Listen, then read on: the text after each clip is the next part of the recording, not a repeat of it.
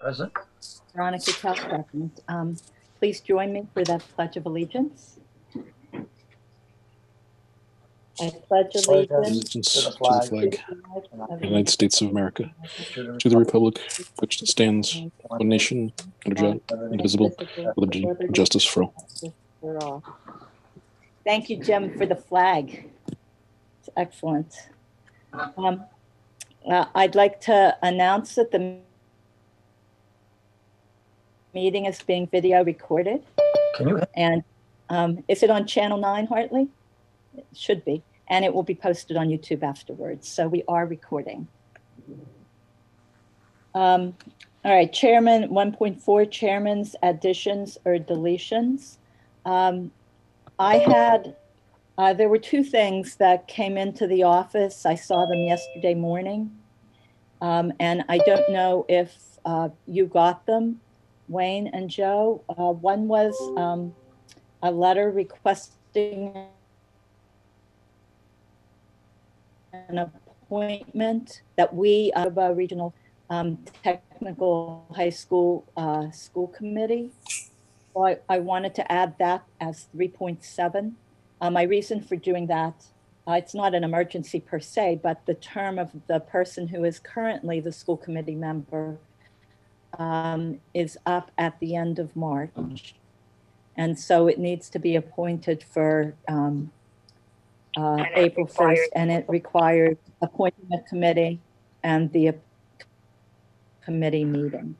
So I thought it would be good if we added that as, I think I put it as 3.7, appointment committee for Neshoba Valley Technical High School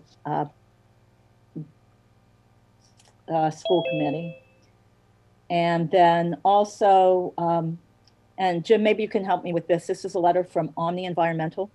I had asked Carolyn to scan it and send it to everybody. I don't know if everybody got that.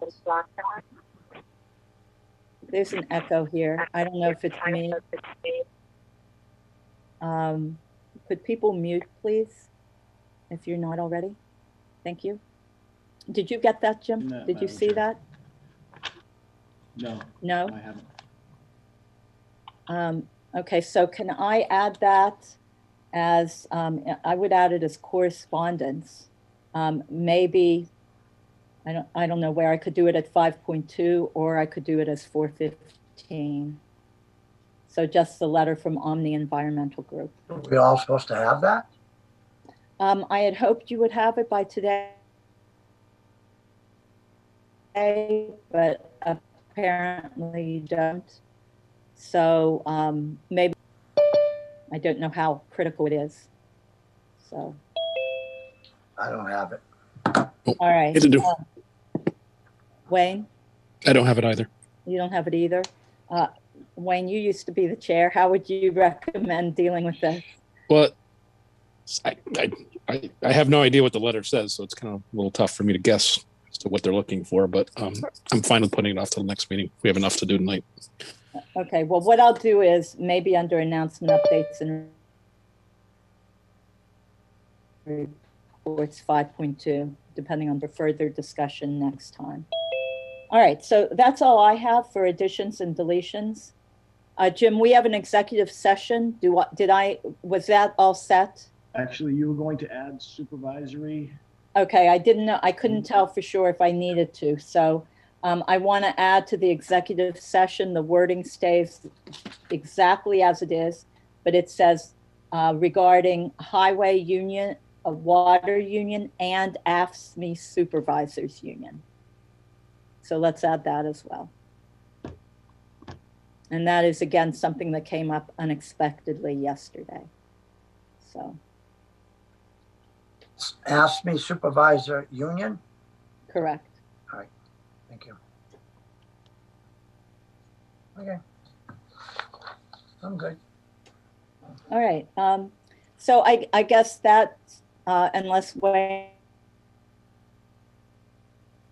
or Joe, you have anything else to add? Under 1.4 at the North Middlesex Regional School Committee last night. I think that what I would like to do, down at the bottom of your screen, if you are on Zoom, there are reactions. So I was wondering if people had wanted to contribute, if they could raise their hand, and I will make it a, make a point to check for reactions. So if there are comment, if you could raise your hand, please, that would be great.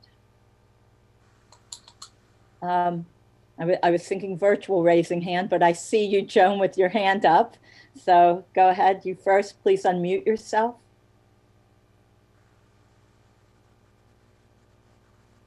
Sure. Hi, thank you. Could you introduce yourself, please? I would like to say, Joan, before you start, could you introduce yourself, please?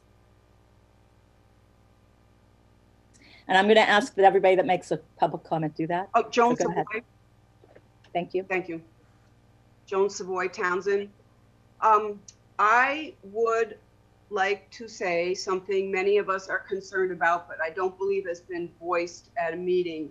And that is that there's a great concern among many people in the town that due to the lawsuits against the town in the past few years, there are actually 4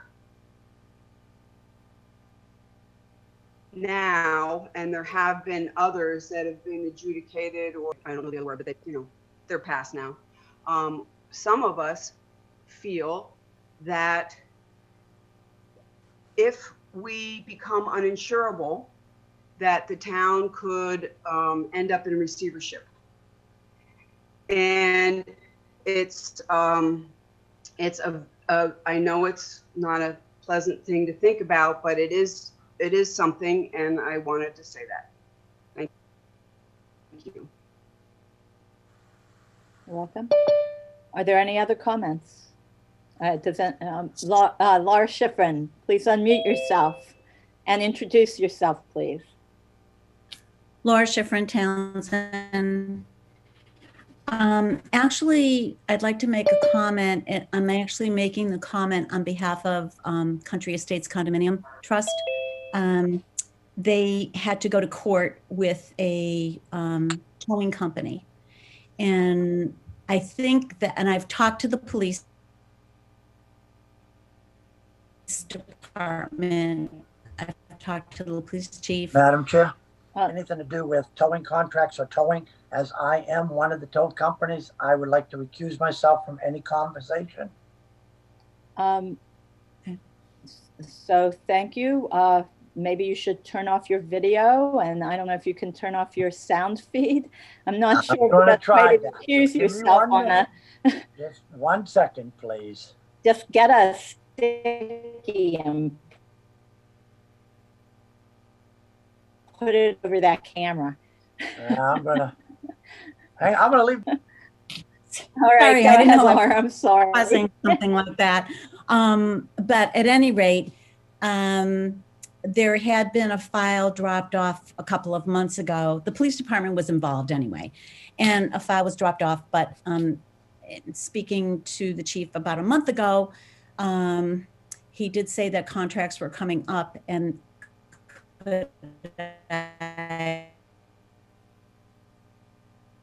again, which I've not been able to find. But this week, this started in January of 2019, where one of his trucks towed a car in the middle of the night and drove over the septic system in the front of our building 1 and damaged the tank covers. We had to replace them. We had police there to investigate. And this man is just not cooperative, nor has he listened to any of the court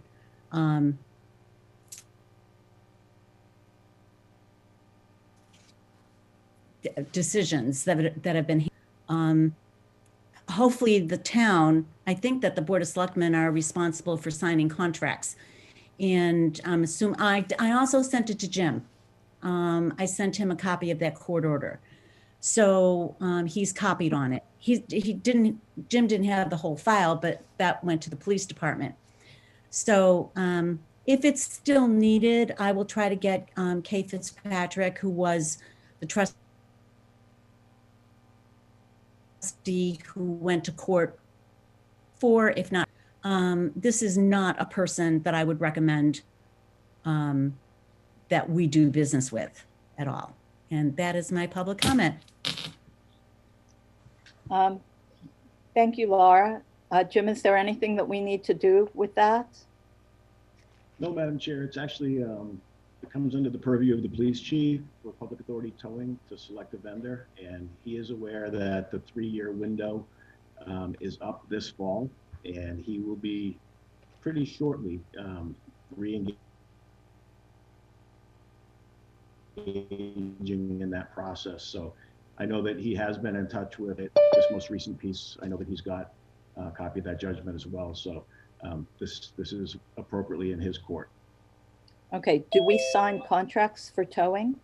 There's actually not a contract per se, because there's no financial relationship between the town and the public authority towing company. No money exchanges hands.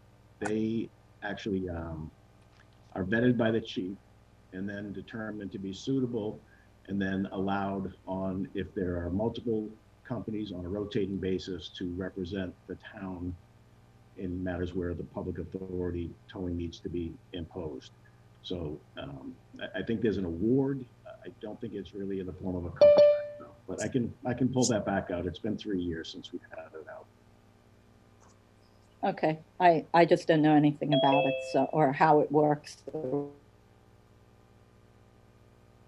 what the process is. So And that I would be apologize, good. Thank you. Madam Chair, that the chief told me that there was a contract that was up in February. So that was all that I was told. So if I misspoke, I do apologize. No problem. It's good to know how this Yeah, works. I don't think you did. I So- don't think you did, Laurie. I think you're fine. So I'll have the chief speak to it before the board at your next meeting. You can come in and bring everybody up to speed. I'm here now if you want me to speak and let you know where we're at. Sure, go ahead, Chief Sartell. We might as well figure that out Sure. right now, even though it is a public comment period and this wasn't on the agenda. Sure. So I've met with town council. It's a procurement issue.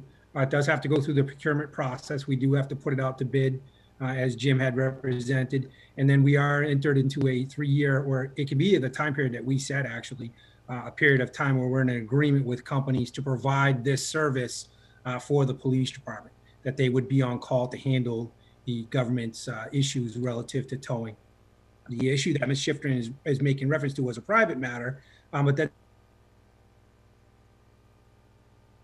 does not mean that we're happy that a company would, she's relating here. So as part of the process of determining who we would award the bid to, as Mr. Kreidler had said, we would take that stuff into consideration before making a recommendation to the Board of Selectmen. So it's extremely early in the process. We're hoping to put that out to bid in the coming weeks or coming months. We should have something before the board, certainly before we enter into.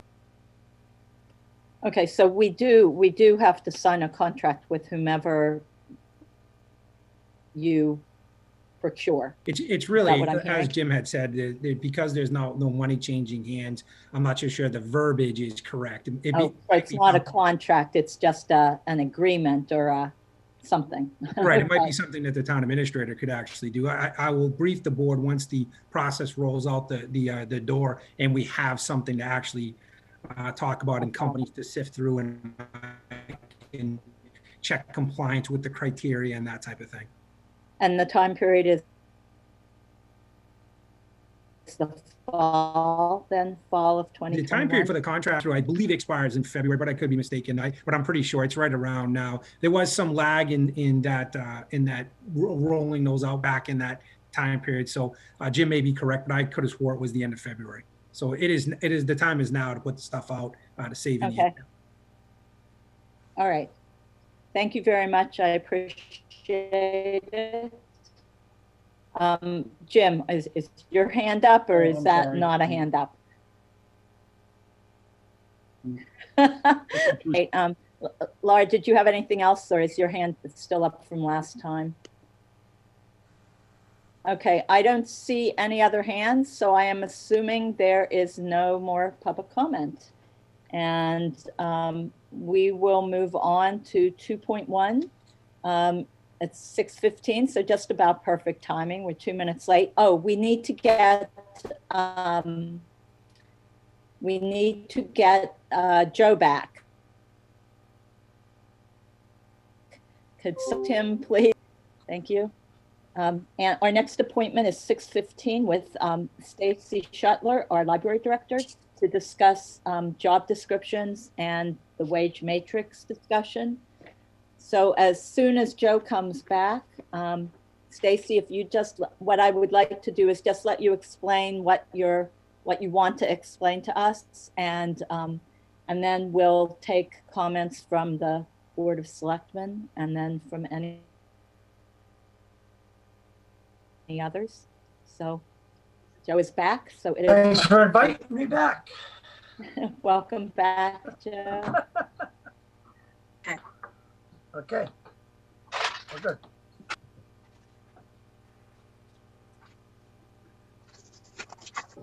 You ready? I am ready anytime you are. Ready? Stacy.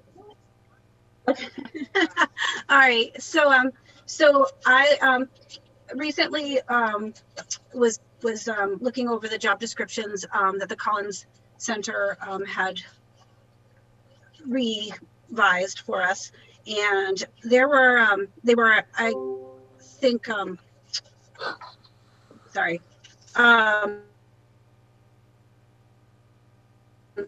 They were approved by the Board of Selectmen in December, and there were quite a few things that really show. I did some work along with the Board of Library Trustees to update the job descriptions. I sent you the new and the old ones, and does anybody have any questions concerning the changes that I made? I guess if you don't mind, Stacy, if you could quickly go over the changes. I know you explained some in the letter that you sent to us, but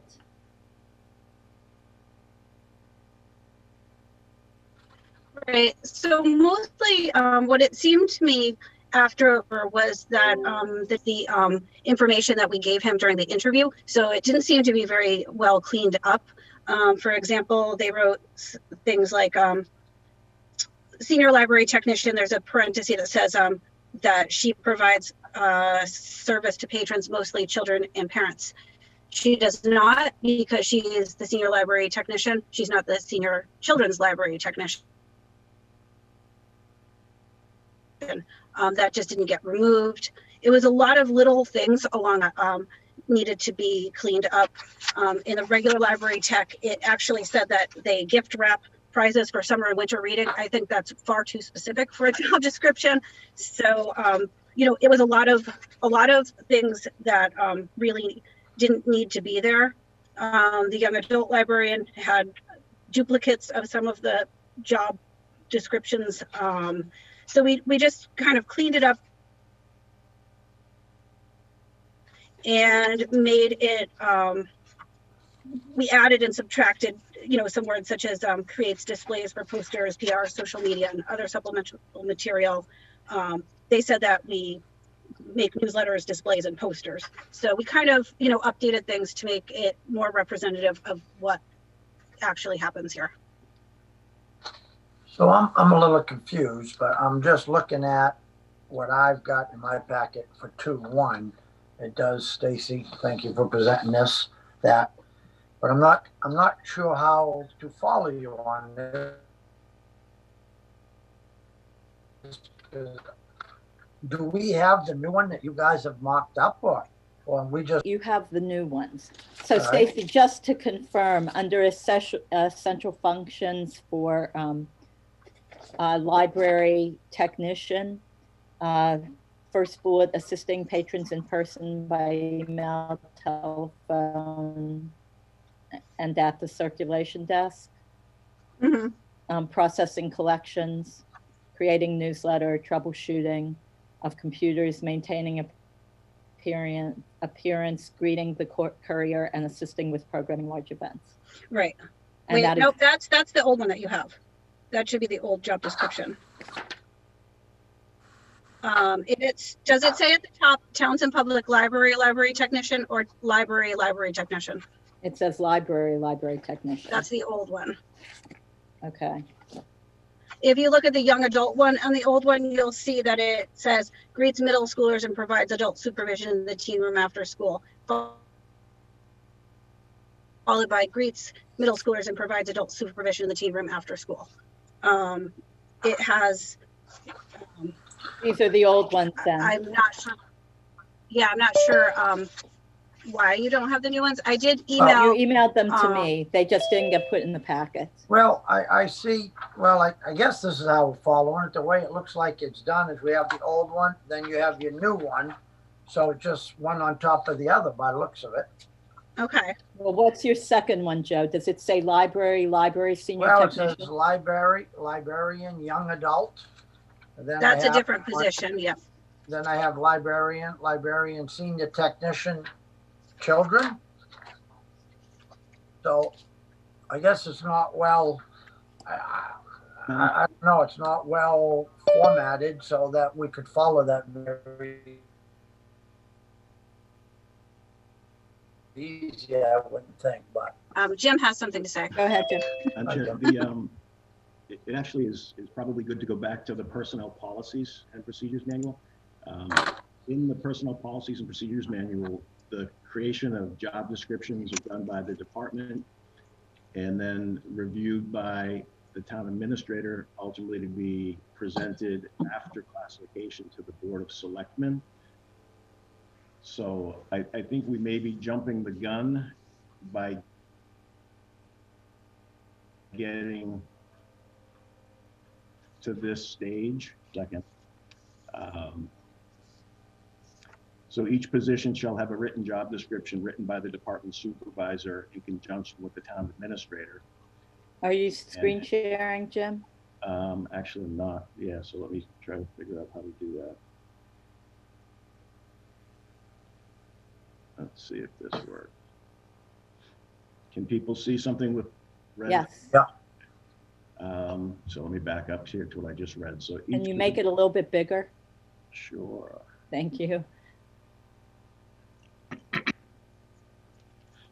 Okay, so we're under the classification plan section of the personnel policies. Each position will have a written job description written by the department supervisor in conjunction with the town administrator, and then it gives the detail about the types of things that are to be included in the job description. You get to the classification portion, so you have makes routine revisions to job description content such as additions and deletions of essential functions, so with the applicable department head. Under classification, so part of the discussion that Stacy's looking at here in her cover letter is the consideration of reclassifying from one grade to another, at least one of the positions. And there is a process in the policies for that as well. In this section, positions may not be reclassified without the following steps in order. A completed position analysis questionnaire submitted by the employee and or supervisor reviewed by the town administrator, review and classification by the Board of Scrutiny, and the administration of the classification request, if applicable, and the starting date of any salary change. The position questionnaire, can folks see this? Do people see a position analysis questionnaire? Yeah, I see it. So I know, Stace, you time the job descriptions were done by the earlier consultant.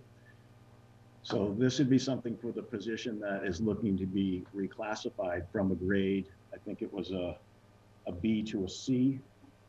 And so I guess the point I'm making is I think we're premature to be before the board with it right now. There are some administrative steps to take before it gets to you. And I'd be happy to clear some time to get with Stacy in the next couple of days here to get these things taken care of and get it all wrapped up. So it goes in the order of the steps as prescribed in the policy and can get before you folks for your next meeting on the 16th. Jim, you're hard to hear. You need to be, I think, closer to your speaker, but let me ask a couple questions. One is, these are the personnel policies and procedures, and as usual, is this the non-union policies and procedures? And are these union positions? Right. Not union positions? Okay, so then this does apply.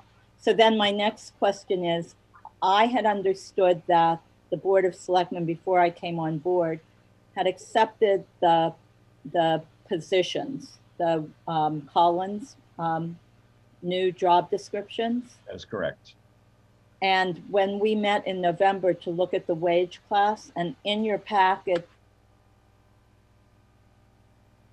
Joe and Wayne, is the classification and compensation. So what you're saying, Jim, is that, I guess my understanding was that all of these had been reviewed by the Board of Selectmen already. Were they not reviewed by the employees as well?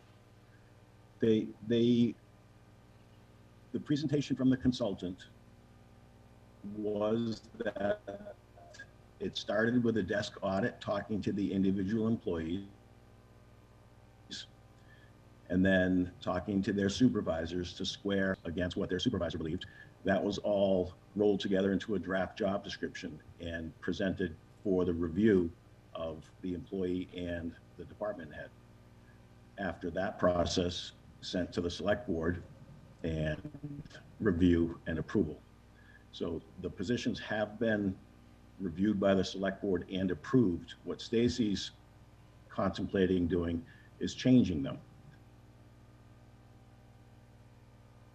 So to change the position description, we go back to the policy, and there is an administrative non-board level process to change a job description and then see where it fits in the classification scheme. And that then becomes the board's jurisdiction. Okay, so If Stacey, if you're saying that you guys didn't review these jobs, I received them, but I really didn't. I guess I missed the fact that they were being reviewed by the Board of Selectmen. I didn't realize they had been approved. I knew that I had changed. I got them right as COVID shut everything down, and we've been rearranging all of our processes, and I would have made it more of a priority off the bat if I had realized they were being approved at that point in time. So I guess I just missed something, but they do need to be fixed. They're not huge things, but I feel pretty strongly about all of it. So I guess we can go back and meet. I can go back and meet with you, and we can go over through the correct process, and that's fine. Yeah, I think we can get it done pretty quick as reclassification, because that does become a board matter. So I can block time any of the remaining days of this week, whatever works best for you. Okay. I will.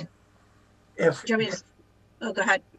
Jim, if we do that, is that going to throw a little more of a monkey wrench into what we're trying to do with the major matrix that we're trying to enact? If we do more classifications. Sorry, can I just say something? yeah, let Stacy go ahead. I just don't, it's not going to change monetarily. I don't think it's going to change anything. To be honest with you, if the Collins wage matrix is implemented, what it would do is when I hire a new library tech, they would just be making a much lower wage than anybody else who's a library tech works here. And I just don't really think that there's that big of a leap between the library tech and the senior library tech that it should be a grade B versus a grade D. And I've looked over a lot, and I think that once Jim and I go with me, once they look at it, but I didn't realize there was this process. Neither did I, Stacy, sorry. It says in the cover letter that should be in your packet, last sentence, second to last sentence, this will not cost the town any more money at this time. My understanding was just what Stacy said. If there's a new, if the one job is reclassified, then that makes a difference, and it brings that person up to where all the other people are when they come on, should this Right, and I don't have any hypothetical positions person be open right hired. now or in the anything, and it future. honestly wouldn't, people are making a higher wage than they would if I hired somebody in the either classification in the first step, so it wouldn't. Madam Chair, can I? When ask a we question? go to public comment, yes. Let me finish our discussion first. So what I would like then, if we're going to follow the process that's in the personnel policies and procedures, if whatever you decide in the end, when you and Jim discuss, I know there's a form, but what I would like to see is track changes, or have the changes highlighted somehow in what it is that we look at, because from what you just showed us, Jim, it means that we, the Board of Selectmen, are the ones that approve the final decision, correct? Yes. Yeah, on the and the job it- description, I believe. I have always functioned, since I've been here, that should be the board's ultimate responsibility. The policy doesn't say that. The policy vests that with the TA position or designee. So I've always designated up the chain, because I think that's something that, the chief executive board should be making the final call on. Okay, all right, so just if it then bring us the changes with track changes, and we'll look at them. Absolutely. And that would be fine. And our next meeting is this, regular meeting is the 16th. Yep. So we can look at it then. We're well within the time of the budget process, so that should be fine. So I guess at this point, Jim and Wayne, do either of you have any questions for Stacy? Joe or Wayne or Jim or Wayne? I do not. I do not. She answered mine. Fine, thank you. Okay, so I see 2 raised hands. So Karen, if you want to go ahead, Thank you. just introduce yourself first, Oh, please. Karen Hill, 142 Pierce Road. I have a concern with the reclassification here. If you're going to allow them to reclassify, then what about other town hall employees who may have missed the deadline to reclassify their job position? I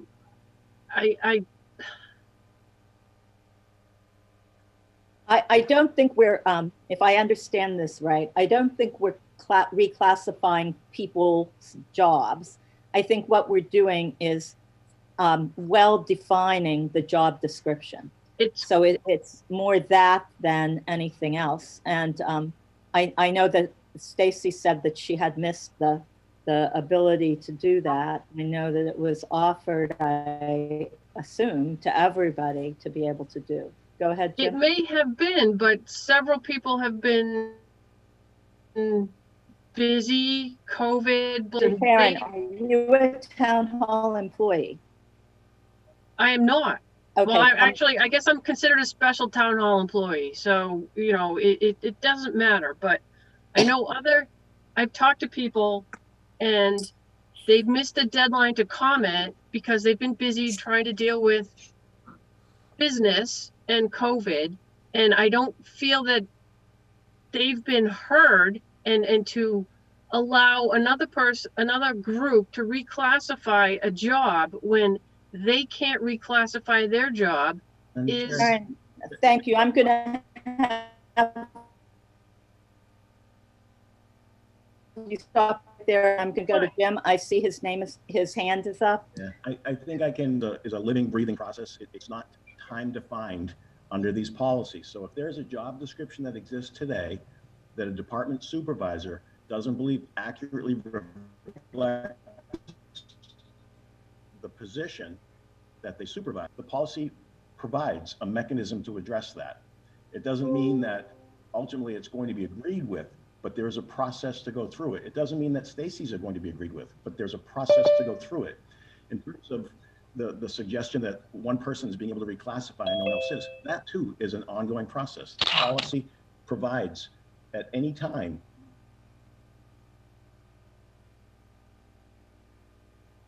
a supervisor believes that a position is not properly classified, that they can go through. So the only window that's been missed, if any window, was before the ink dried on these job descriptions. So if people miss that, then that's where we are. But in terms of getting to offer suggestions on how to correct them that might result in a reclass, that can happen anytime under the policies. What if there's no actual supervisor? Excuse me, at this Karen. point? I'm sorry. I was talking to Mr. Kreidler. I'm sorry. Can I just So I think that we're going to move on and continue. I think Jim's. I agree. I agree. And I think that we're going to stop that at this point. Laura, did you have something to add to this discussion? Or is your hand up from before? I think her hand is perpetually up there. All right, so I think at this point, Stacy, or do you have any questions on what to do next? Or sorry, had I understood, I wouldn't have put it on the agenda, but it's good that we did, because now it brought out how to go about making for everybody who wants to look at the jobs that the people are actually doing and make the job descriptions match that. So, which I think, Stacy, is what your goal is. So thank you. And if you two can meet and come back to us next, we'll make sure this is on the agenda next time. So thank you. All I ask is just, Madam Chair, just if they're going to, just can we get it so it's in front of us so we can physically have the next one? Just, it'll make our lives a little easier. Give me the packet of this is the old, this is the new, and then we can look one page to the other and see where we are. Sorry, that was probably my fault for not getting, Stacy did send me the new ones. She had sent them out, I think, to both you and I, Jim. Yeah. And I just didn't get them into the packet. I'm sorry. So. And moving forward with track changes, Madam Chair, will be even easier. So it'll be, yeah, we won't be looking, comparing, so right. that will be good. You will see the original document, and in the text, there'll be things stricken through that are being removed, and then things added, and they show in different colors, so it's easy to see what's being changed. Thank you. And thank you, Stacy. Now everybody knows what the process is and how to go through it. So thank you for bringing that forward. All right, I'm going to move on to 2.3, 2.2 rather. This is the planning board, and we are about 5 minutes early. So should we go down and do something else at this point? It's not a public hearing, so I think you're fine, Madam Chair. The only time to be concerned about being a few minutes early is if you've got a noticed public hearing that has a legal requirement. Okay, so and I'll say, Madam Chair, that I've made Jazz a co-host because I gather he wanted to do some screen sharing, so he should be able to screen share what he needs. I know this is our meeting with the planning board, and I see Beth and Chaz and Carol. Do you have everybody here that you expected to be here? Yes, and we have our chair, Mr. McNally. And Mr. McNally, do you want to call the board to order? Is he there? Lance? He's muted. Lance, if you could unmute. Order, Chaz. What was that? I said yes, called order. So the planning board is called to order. Could we have a roll call, please? So Chaz, Sexton Duranian. Lori. She's there. She's muted. But Laura, you're muted. I'm sorry. I've spoken 3 times now with that muted. Laura Schifrin here. Thank you. And Tara Hofsis? Okay, Okay, I just wanted to actually go through the what we've been working on in regards to the Chapter 43D feasibility study that we've been working on with MRPC. Is everybody seeing the slide? It's loading. Yeah. Not yet, but it's loading. Here we go. There you go. Yep, we're good. All set? Yep. Okay. We have been working with Regional Planning Commission in regards to our 43D feasibility study in regards to expedited local permitting. And we do have the results from MRPC, but I'd like to go through just rather quickly so that the rest of the town understands what we are looking to do here. What a Chapter 43D is really is to provide a transparent and efficient process for the town to permit in regards to priority development sites, which will actually rapidly permit these so that it'll expedite them for 180 days. What this does and what this feasibility study did was to look at areas of the town that would be able to sustain a larger facility and then apply through the state to be able to expedite the building process. The reason why we're looking at this is quite simply, as this slide says, that Townsend's average resident is getting older, and there needs to be a more focus on sustaining our tax revenue by increasing our available housing options. These are very quickly some charts that we had picked up in regards to the Housing Authority for their housing production plan. And what this actually shows is that if you can see from 2000 and projected to 2030, that the town's age, the population is getting much older, and therefore it is going to be affecting the actual income. And if you look at this, the income of the average householder by household income is very spread out in regards to where it was 10 years ago, actually. So the reason why we are looking into this is to prioritize consideration for state grants that come in. We're looking for quasi-public financing and training programs. There are certain facilities that may be in town that need remediation assistance, and this program actually takes promotion. So a lot of the development or the potential development will be part of the 43D process. The obligations of opting into a Chapter 43D with the state basically is that they must identify qualifying parcels as a priority development site and obtain permission of its owner for participation in the program. So what this feasibility study did is we looked at in the beginning around 10, 11 different areas in town where we could possibly fit a facility or a project of this size. And this basically is why we are here tonight, to notify the board and actually to get your, I guess, not approval, but an understanding if we can go further.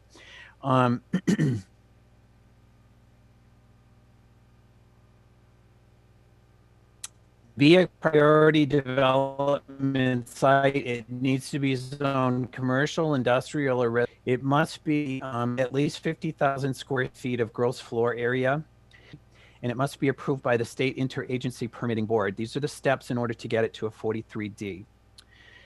So the planning board has had several different meetings, and we have narrowed it down into 4 different parcels right now. We have 222 Main Street, which is Central Plaza. We have 365 Main Street, which is and the old cabinet processing plant or facility there. The Squanicook Elementary School and the Dudley Road parcel. There's a third piece out at Dudley Road. I have listed here in green approval granted. It doesn't mean that it's granted. It means that the owners of those properties have said that they would like to be part of being in the qualification process for the 43D. So both 222 Main Street and 365 Main Street said that they were definitely interested, and they said that they would give us signing approval. Last night, myself and Beth, our administrative assistant, went in front of the Squanicook Elementary School and presented, what a 43D is and processed the information to them. They were somewhat receptive of our talking, and there will need to be a further meeting with them just to kind of cover any more questions they may have. And Beth and I will be supplying them with some more information. The last part, I will briefly speak on the Housing Authority. We had asked for a feasibility study, and we were granted funds for a feasibility study, knowing that there were other options available, and this was one of the options available to us, so we didn't have to utilize those funds that we had asked in the Housing Authority. But the planning board now, through this Chapter 43D feasibility study, has actually been able to identify certain areas of it. If this parcel was agreed that they want to move forward on it, we would need to have the selectmen's approval to be able to go further or actually put this particular parcel into the package that we're going to be sending to the state. Beth, did you want to talk about on this process here? Yeah, sure.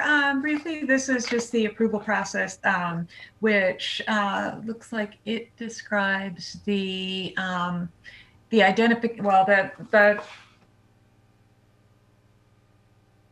the way the priority development sites move through the process approved by the Interagency Permitting Board, which is the state board. We're drafting the Townsend 43D application currently with the 4 sites that have been mapped and prepared for by MRPC. All the technical data has been provided for us to go ahead and put together the draft application.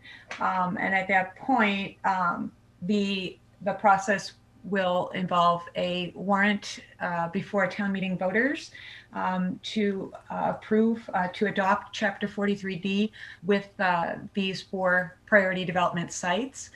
It doesn't have to be 4, it can be 1, it can be 2, but it has to be at least 1 that's been identified and approved and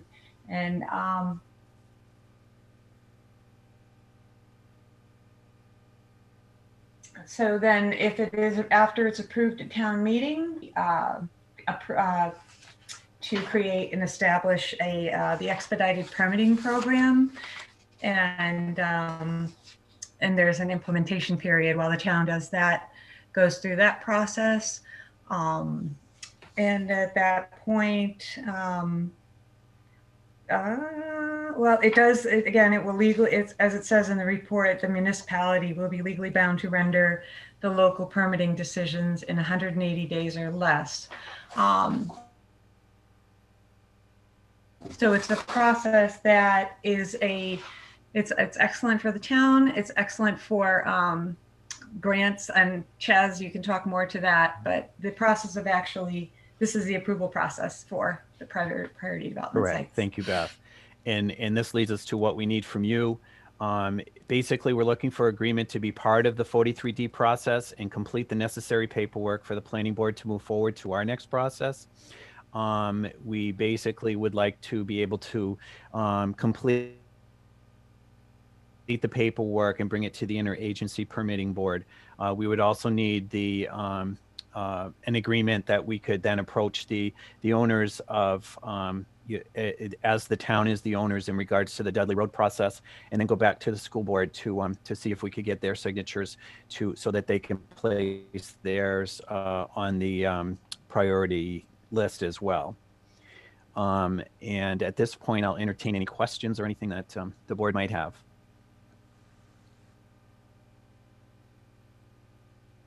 So I do have some questions here, but I think I'll defer to Joe and Wayne first and then come back to mine. So Wayne, do you have any questions that you would like to No, ask? I was at this meeting last night, so this was the second time I'm hearing this. So Joe, how about you?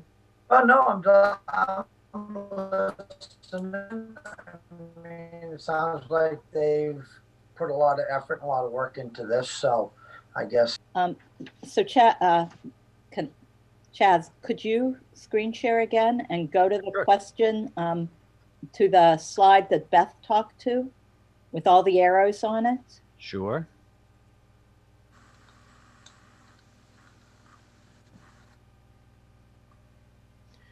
Give me 1 second.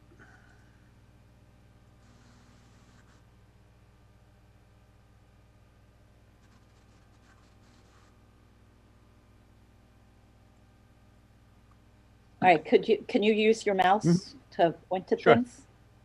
Okay, I can see your mouse. So I guess my question is, where in those arrows are we right now? Where in that process? We're right here. So the municipality identifies sites and partners with landowners. Okay. Correct. So okay. the planning board has identified we've narrowed it down to the 4 sites that we think are most feasible. And now we're trying to partner with the landowners or property owners in regards to getting permission for us to enter that property into the application that we're going to be sending to the state. So it would be those 4 properties that are identified that would be the properties that are able to use the expedited permitting process. Is that correct? That is correct, yes. Okay, so are you looking for the Board of Selectmen to approve tonight the Dudley Road parcel? That would be, yes, to enter the Dudley Road property into the app. We can go forward and then approach the school board again to see if we can partner with them. And then we then have to bring it to before town meeting on the petition. Okay, so then so keep that slide up there for just a minute. Sure. Now, do you need our permission to go back to the school board, or can you, as the planning board, just go back and talk to them again? No, we can go back to, we're not seeking approval. We're just looking for an agreement because the selectmen have already agreed for us to move forward with this process thus far. So we just wanted to check with you to let you know where we're at. And then we'd like to take this the next step further. If I may speak to that. This is Beth Faxon, Planning Board Administrator. The Board of Selectmen have approved the MRPC feasibility study, but that is the extent of their approval. So tonight, I think it would behoove everyone to have a, vote on moving to the next step, which is the application and, making sure that that's acceptable to everyone. And Beth, also voting to include Dudley Road in the application? Yeah, that'd be great. And that certainly would be wonderful as well. It's a process. The application will take weeks. I mean, it's not something that's going to go in right away. Accepting the warrant article would be part of something of the process. Exactly. Yep. Okay, so let me ask a question about Squanicook Elementary School. I was at the presentation last night as well. And what I heard them say is that they're in the process of a study. And that it could be a period of time before they're ready to know what they are planning to do with Squanicook. And I know that you asked them, well, they don't have to make a decision right away. It's just that, if they wanted to, it would behoove them as well to have them to be part of this permitting process, because only these 4 properties the properties that you put forward can be part of the expediting permit. Is that correct? Correct. Okay. They do not, If you are deemed a priority site, it doesn't necessarily mean you have to actually accept Right. it and move forward on it. It just says that you have been accepted. So if you do want to move forward on it, for instance, if their feasibility study is going to uncover certain things, and if they are going to, I don't know, maybe rent out more portions of it and keep it as the school board, but there needs to be remediation. Well, this is going to uncover that, and this, because it's a priority site, we'll be able to apply for certain grants to be able to take care of that. So it behooves them, even if the property remains with the school district, it behooves them in things that they might want to do because they could expedite permitting. Okay. That is correct. And it also, for the future, maybe 10 years from now, they don't want that space. Maybe they want something else. It will remain the priority in that if somebody else wants to purchase it, they'll be able to take advantage of this as well. So the expedited permitting follows the property, not the owner. Correct. Okay, so the next question is, if the school committee were to say no, or the school district were to say no to include property in mind, or are these the only ones that MRPC identified in their feasibility study?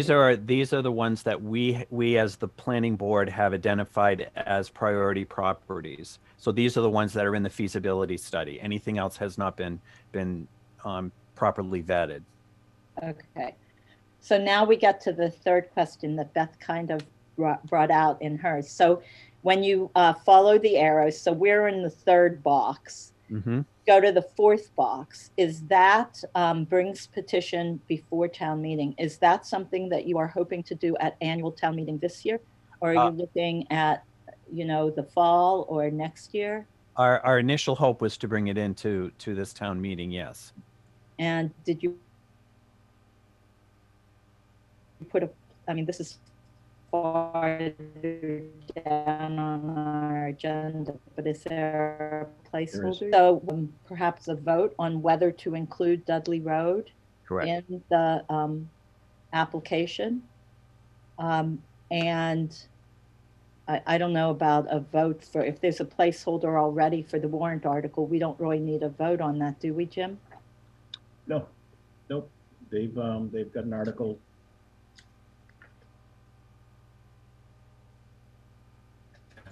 Of them, so they're all set. Okay, so that takes care of my question. Nope, I'm good. I'm good.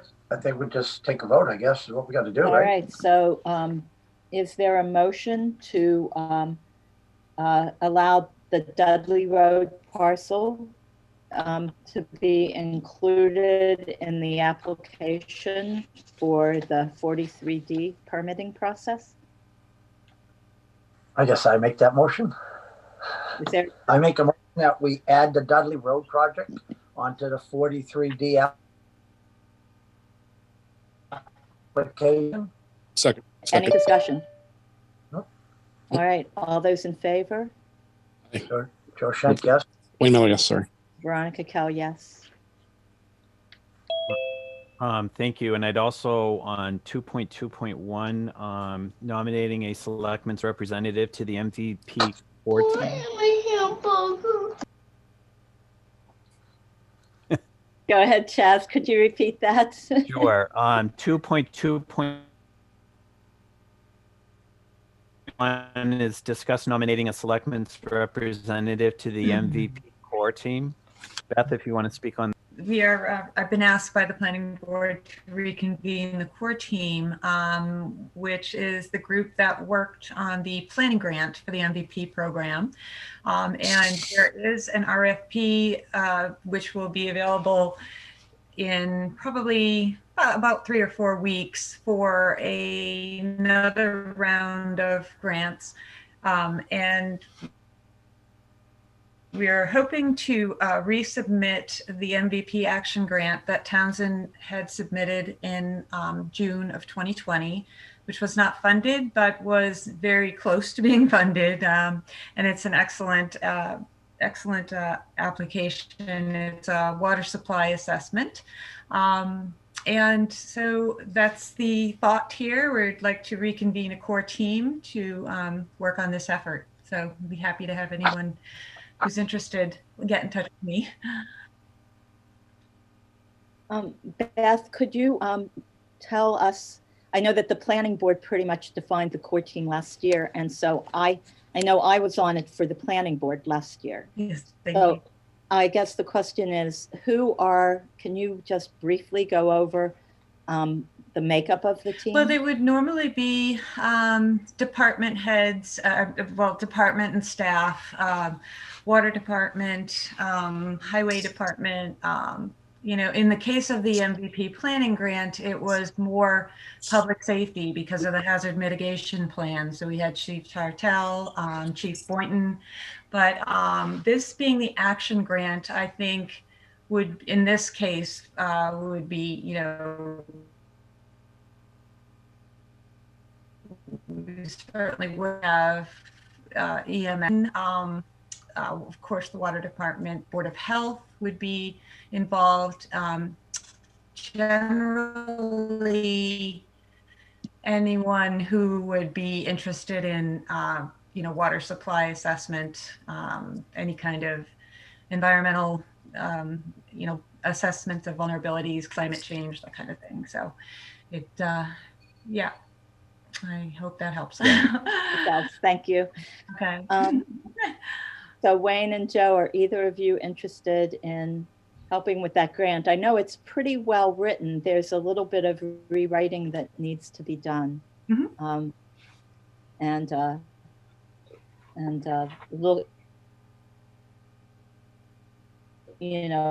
Looking to see, there's a match piece to it. I don't know if that's still the case this year. I don't know if they rewrote the Well, we also have a requirements new for the water grant at all. commissioner, and we'd like to be able to get a lot of input from that area as well. I know that there has been submitted a lot of improvements, and I think that if we can get a lot of input from that area, we should be able to beef up what we need to do and what the state has already told us they're looking for in the second round. Okay. So what do they need of one of us? What would be if I was to do it? What's my role? What do we do?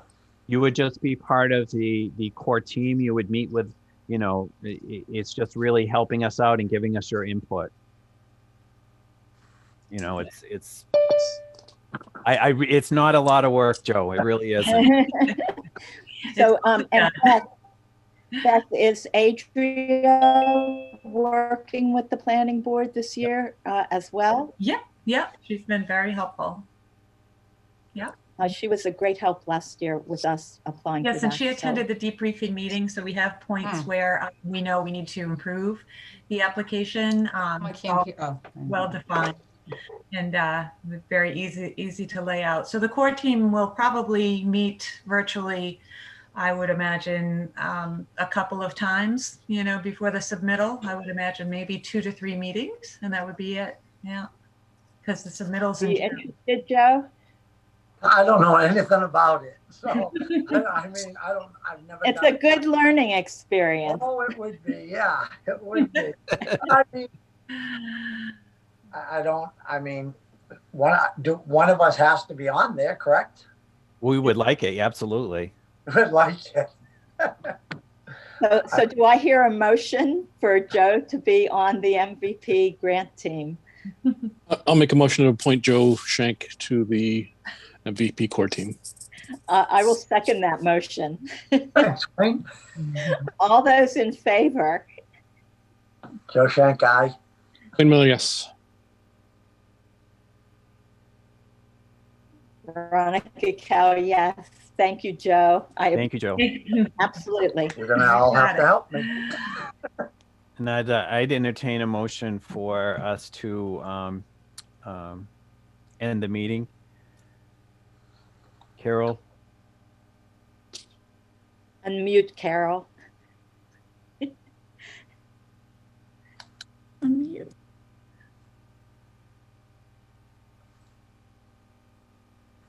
You're muted.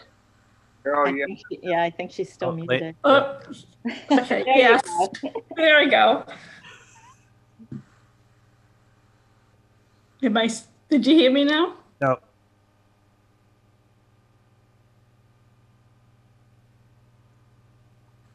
Yes. Motion to dismiss or motion? Second. All those in favor? Gaz, Yes. Carol, Yes. Lori, Yes. and Lance, yeah. And I just want to thank the entire planning board. This has been a lot of work, and I also want to thank the selectmen for giving us the time tonight. You're welcome. Thank you very much.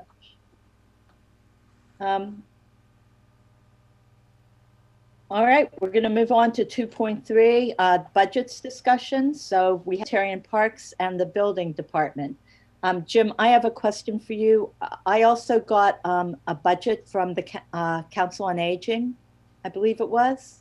Yep, they're on for And next. so is that for the 16th then? That'll be on the 16th. Okay, thank you. Do people see the Yep. library budget on the screen? Excellent. So this will be easier so people at home can follow as well.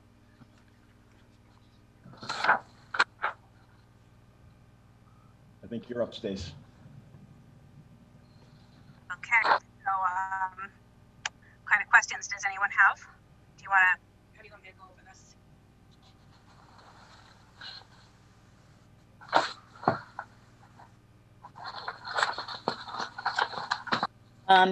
Wayne and Joe, if either of you would like to ask the questions that you have. No, it looks like a level set button. Yeah, it doesn't look like much at all. Yeah. No. I didn't know last year, but looking at this, it looks pretty fair.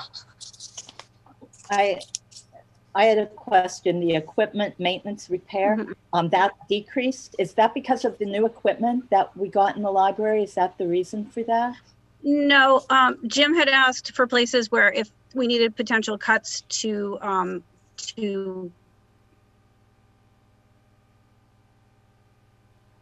show him where the money could be taken from. So I was under the, if Jim needed to take the cuts, where I can take it from. So,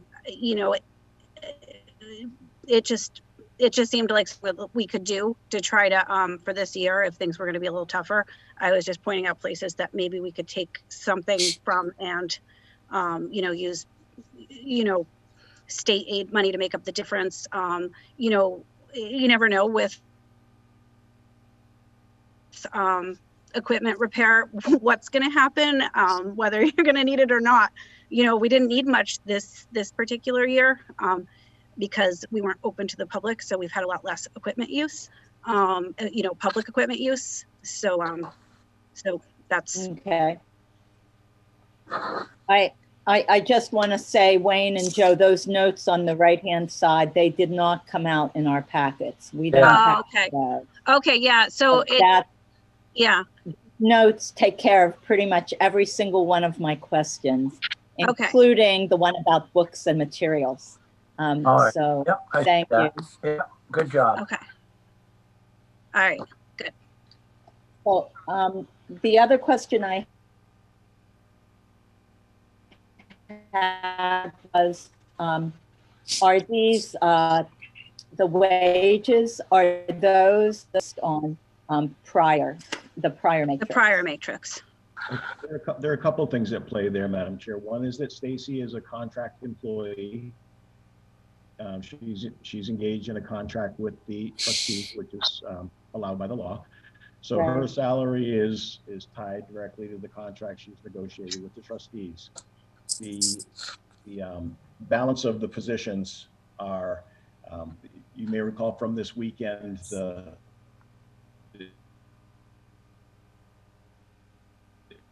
highlighted young thing that still needs to be done is to make certain that we've got people at the appropriate place with Collins. So it should be close, but we'll get it squared away. Okay, thank you. Yeah, yep. Jim had let us know that he would take care of the Collins report and make sure, and he and I had a conversation. He explained it to me. Those are my questions. So Good job keeping the budget. So do we need to have a vote on this, Jim, or is this You just, getting your questions answered directly from the department head instead of through me or anyone else, and then when we get the full budget balanced and wrapped up, that'd be when you'd vote for the whole enchilada. all right. Thank you, Stacy. Looks You're very good. welcome. Thank you. Thank you. all. Thank you. Okay, the next one is cemetery and parks. Did I see Roger on the call? Yeah, I seen him earlier. Yeah, I thought I did. Yeah, too. he's there. Roger's here. Roger? That's great. Can folks see the cemetery budget on the screen? Yep. Yes. If you can make it bigger, Trying to do Jim, that. it would help. Thank you.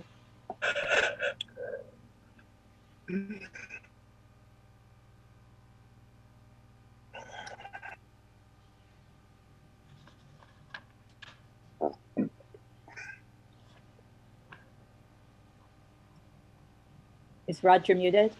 I guess, Roger, whenever you're ready, if you'd like to talk about your budget. Could have sworn. Hang on. Let's just see. Well, we can't. We got a screen shared, so we can't see him. Yeah. Someone's sending him out a text message. Just something to come on. He might be muted. When I seen him What earlier. I can tell you is the budget submitted by the Cemetery and Parks Commission is the budget that you have in the overall town budget. You'll recall from this weekend when we met, budgets that are submitted by elected boards and commissions come in just as they are. The discussion that Roger and I have had is around the issue of the position of superintendent and where it is classified. So consistent with our conversation earlier tonight about the fact that classifications can happen on a rolling basis, there may be a discussion within the next couple of weeks regarding Roger's position as well. So that could change, but as of right now, the budget that the commissioners have submitted is the budget that's contained within the town budget. And we're Hello? looking at fiscal year 22 level, correct? No, the 135,851. The worst one case? that's in as of right now. I can see. Do these,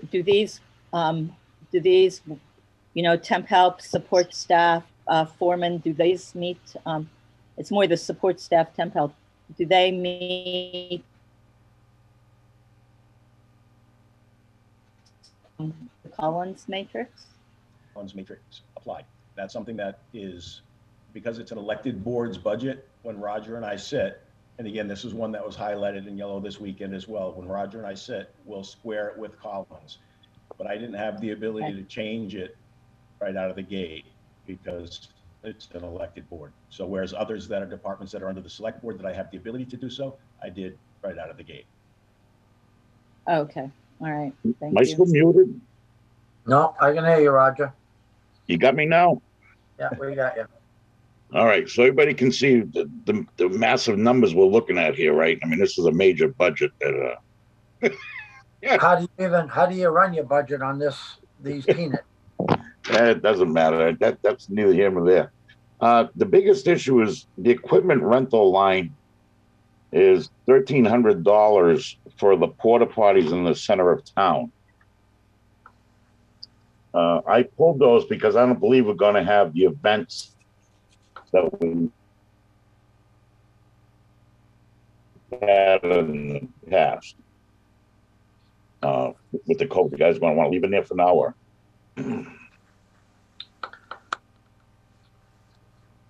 Well, the way the common is right now, you can't use it anyway. So, I mean, what are the plans for the common later? So if you're not going to need them, why have them there? Well, hopefully the sidewalks and the fence and everything will be done by the end of March, beginning of April here. Oh, okay. But I don't know what COVID restrictions, if they're gonna go back to ban concerts or events on the common or. I think we might know, and Jim, you can correct me if I'm wrong. I mean, they've relaxed restrictions, and I think maybe by town meeting, we'll know one way or another. I think it's contingent on how things roll as far as infections go. And I think porta potties are not the greatest idea, not being cleaned. Yeah. I'm not even there for now, for safety's sake. Yeah, I'd leave them off too. Uh-huh. Okay, so we'll relax that part of it then. And everything else is, basic. I mean, we're trying to, the commissioners got together, put their heads together and tried to make a worst case scenario here. And you can see it's not that much. It's only about $9,000, but of course we're not with, so. No. Jim, did we have in the budget, we were talking on Saturday, did we have the 145? 135,851 with discussions, highlighted yellow with discussions still to take place with Raj. Yeah. Because we have to make adjustments on Collins. As I mentioned a minute ago, we have a discussion, Roger and I, regarding classification that we have to still address with the superintendent's position. So the budget's going to go up. Yeah. And I see 145. I mean, that's a pretty low number for what I'm seeing and what goes on. I don't know exactly all their responsibilities over there, but I mean, if we've asked everybody else to level fund, I guess, do we level fund where he was and not take the 9,000 out of it and try to go that way? And if there is the savings, we go to savings. I don't know. That's only my opinion. There were several budgets where people came in lower than last year. Okay. Recognizing the condition that the economy's in. So this isn't the only one that would have come in lower. But when I speak with Roger, we can definitely work these things out, and I will have another budget out to you guys probably tonight, and then again on Friday. So between now and then, you'll see some different highlighting. Freeze? Did I freeze? No, you're good. I mean, Roger, do you feel that you're going to be able to run your department with that decrease that we're looking at right now? Is that going to be an implement? Well, on you? Like the temporary helpline. Okay. Well, a lot of that I can pay for out of my budget, but the reason that came down is we won't be manning, unless the events do happen. Yeah. Once again, it's only $4,000 or whatever it is. There's not much, No. But if the event's happening, we do man the events with trash barrels and recycling. Okay. And yada yada. So, all right. Well, we'll move on, and you and Jim finalize it, tweak it up. I don't have any other questions. Anybody else? Questions? No, I'm good too. All right. I'm good as well. Thank you, Roger. Thank the board, the town administrator, Mr. K, and the board for all the work that they put in with this time here. I know it's tough on you guys, and it's appreciated by folks. Believe me. We're going to try our best. The community comes first. Thank you. Thanks, Raj. Thank you, Roger. Have a good night, everyone. Bye. Moving on to the building department.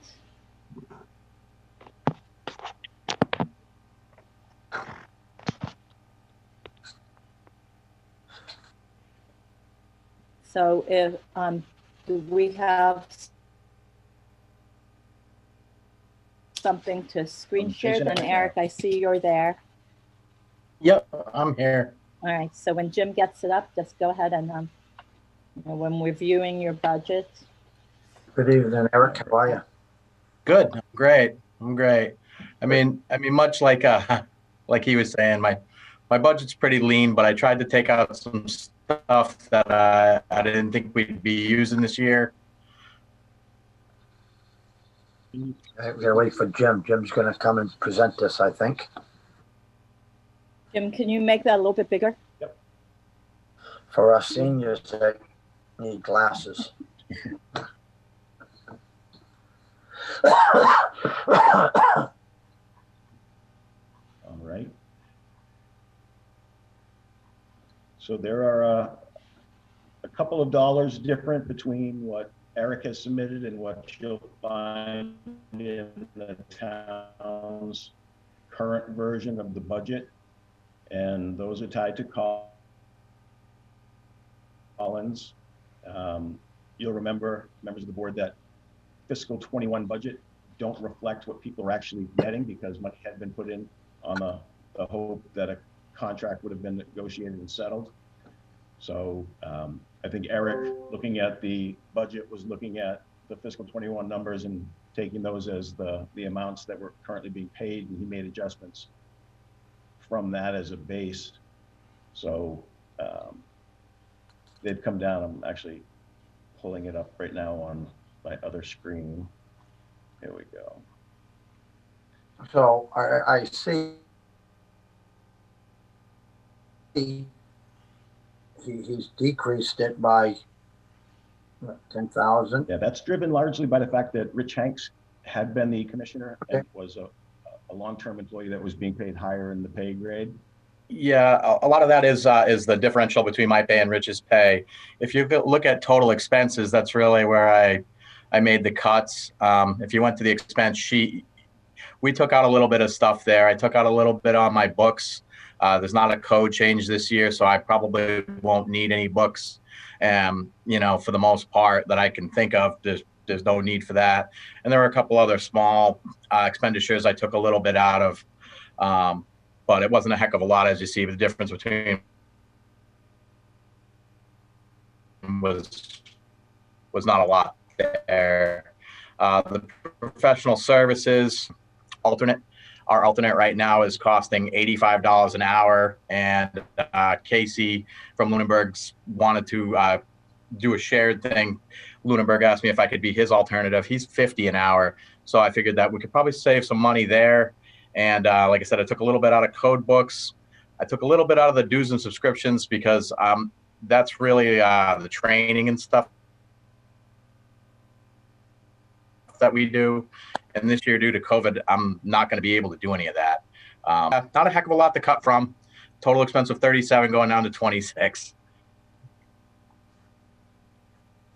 So Jim, this might be a question for you. What's the process for choosing an alternate building inspector?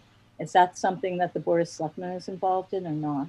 You would make the appointment. Yeah. So the department head, in this case, Eric, would make a recommendation to you, and it would be like any other appointment that you do. They would become a part-time municipal employee.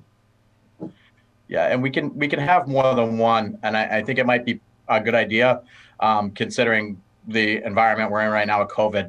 I do have an alternate, but if he's not available,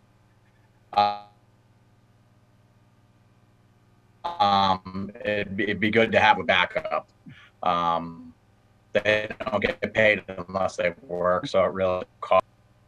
What line item is that on here? That is, Go back to yeah, go back to expense. That I believe is the Professional services? professional services, correct? Yep. Okay. Yeah, all so I right. took a did little bit have out of that. It's Okay. risky, like I said, because you never know what's going to happen with COVID. But I'm trying to make some cuts to help everyone to contribute. Yeah. All right.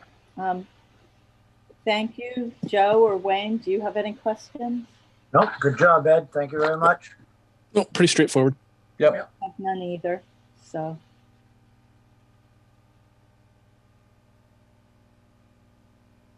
Thank you, Eric. all right. No problem. Thanks, Eric. All right. So we're going to move on to 3.1, I believe. Appoint Jennifer Eaton as the Conservation Department Assistant, effective March 2nd. I wanted to move this to our next meeting. She had sent me an email just before the meeting today, saying that she found out this morning that she was on the agenda for this appointment, and she wanted to, because she is a conservation commissioner, she wanted to take some time to investigate how this appointment would affect her position on the Conservation Commission and what she needed to do in order for that to happen, or what we might have to do as a selectman. So I'd like to afford her the 2 weeks to out and maybe, discuss with us what, or with you, Jim, what is she needs to do. So would it be all right to, the correct word, can we just say that we will consider this appointment on March 16th? That's fine. Do we need a motion to do that? You're an informal, small group under Robert's rules, so that's perfectly fine by the chair. So Joe and Wayne, are you each good with that? I'm fine with that. Okay, Wayne? Sorry, you did. Yeah, go ahead. All right, so that appointment we will move. Moving on to 3.2, appoint Carol Hofsey to the Open Space and Recreation Plan Committee to work on that document. This is the first appointment that we've received for this. So Carol, if you are appointed at this point, you are the one and only until others are appointed by their boards, and we have 3 citizens at large. It's a fairly big committee. It's like 9 people, I believe, maybe 11. So other boards need to happen to be the Motion that we put Carol Hoffs on to the Open Space Recreation Committee Planning Board appointment. Second. Is there a second? Yeah, Wayne did. All right, all those in favor? Joe Shank, yes. Wayne Miller, yes.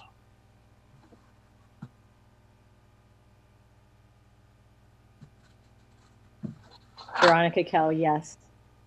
So welcome, Carol. Thank you. Good job. Thank you.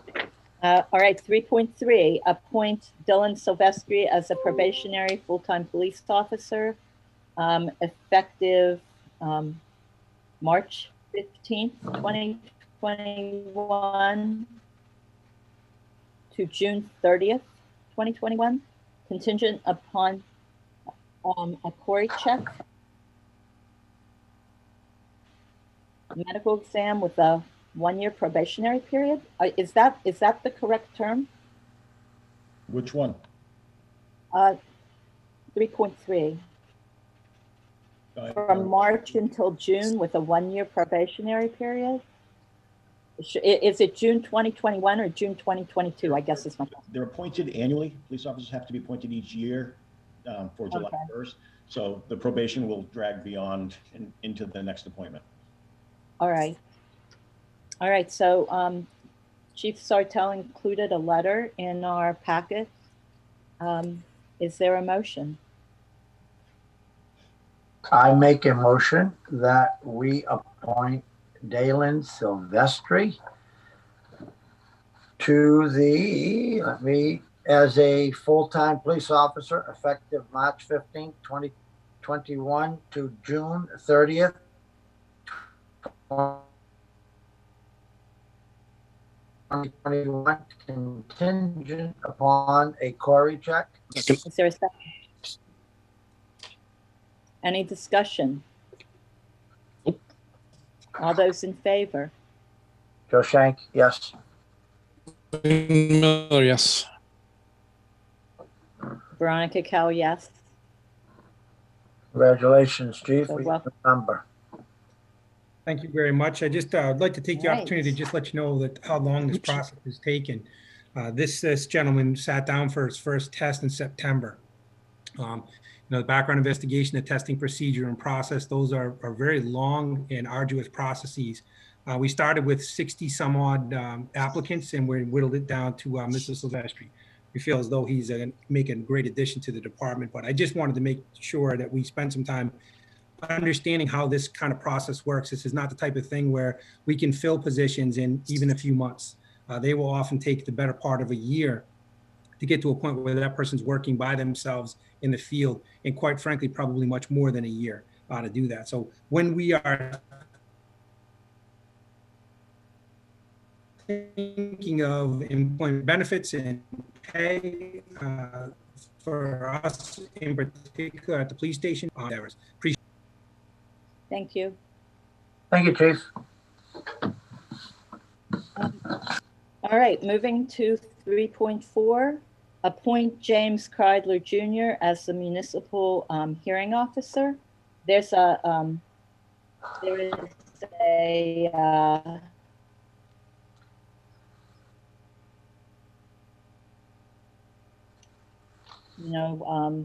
paper here in your so do we want to make the motion, or do we want to discuss first?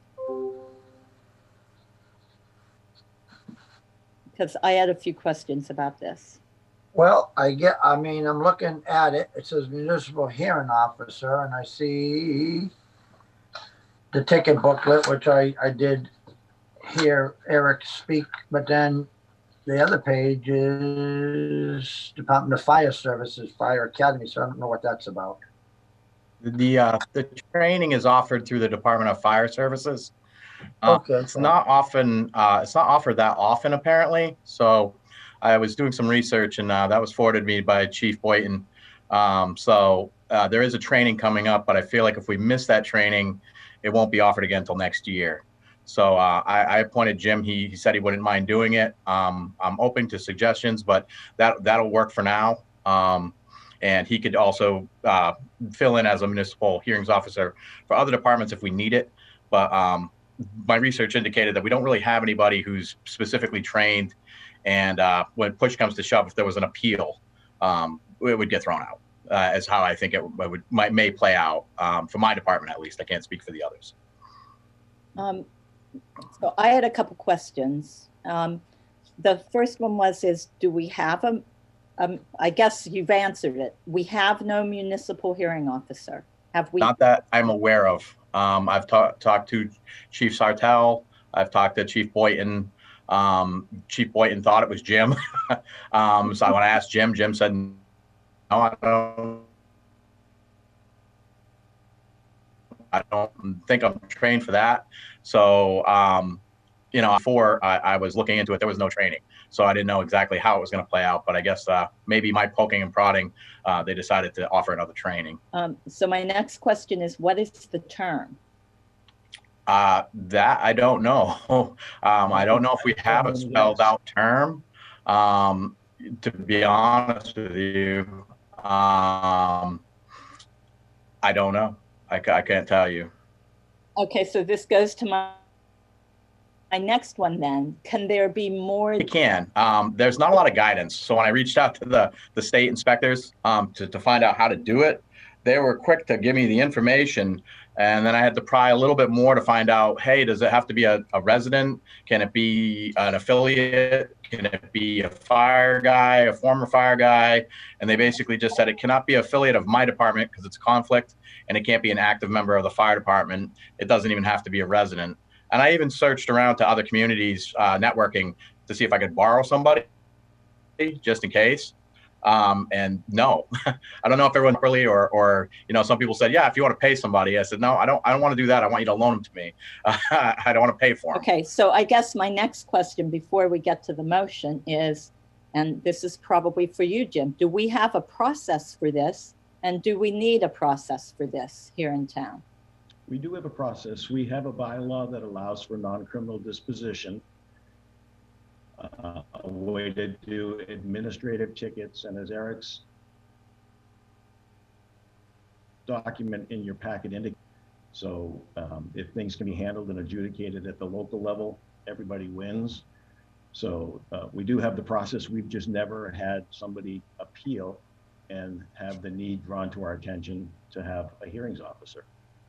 And So- when you asked how long would the appointment be, I would be pleased if it were 1 minute and somebody else stepped forward and wanted to do it. Well, I'll step in as the short straw, but if you want to do it on a very short, maybe we can try to find somebody between now and the April training and drag another body down to the training. I guess I'd have a question. Not just adding one more thing, Jim, to what you've got going. And have we reached out to maybe anyone on the planning board, on the conservation, or any other departments that may step up and say, hey, they may want to do it? Because I think, Eric, if you get involved in the building department, it's going to come down under the planning or under the zoning or something. Have you reached out that way, or we just kind of come up with this name now and let's move forward? What's your opinion here? Well, like I said, I'm open to suggestions. If I would prefer it with someone with knowledge of the building code, but I'm kind of at a loss as to who to nominate. But yeah, I'm open to suggestions. I really am not picky. I need if you guys have a better suited person that will not add to Jim's workload, I'm okay with that too. Well, yes, my question would be is, he's going to have to go out into schooling or do some classwork. He's already, got this budget that he has to take and finalize before town meeting. Do we truly want to add one more thing, or is this something that we have to deal with tonight? I see it's April, so what? In 3-4 weeks. Information I got back. It's put on by the Mass Municipal Lawyers Association. So my initial question was, could our council do this training? And they did not respond with that. They just sent, oh, there's a training coming up in April. Here you go. And that's what I was left with. So. Well, I have a question about the training. Is it really only 2 hours? It is. Yeah. So it's not like this is a long course. It's a pretty short thing. Yeah, it's a short thing. They just go over it's held by the people who do the Mass Municipal Association, the lawyers there. I've never done the training. I don't know what it consists of, but my understanding is that at these hearings, there's no evidence presented.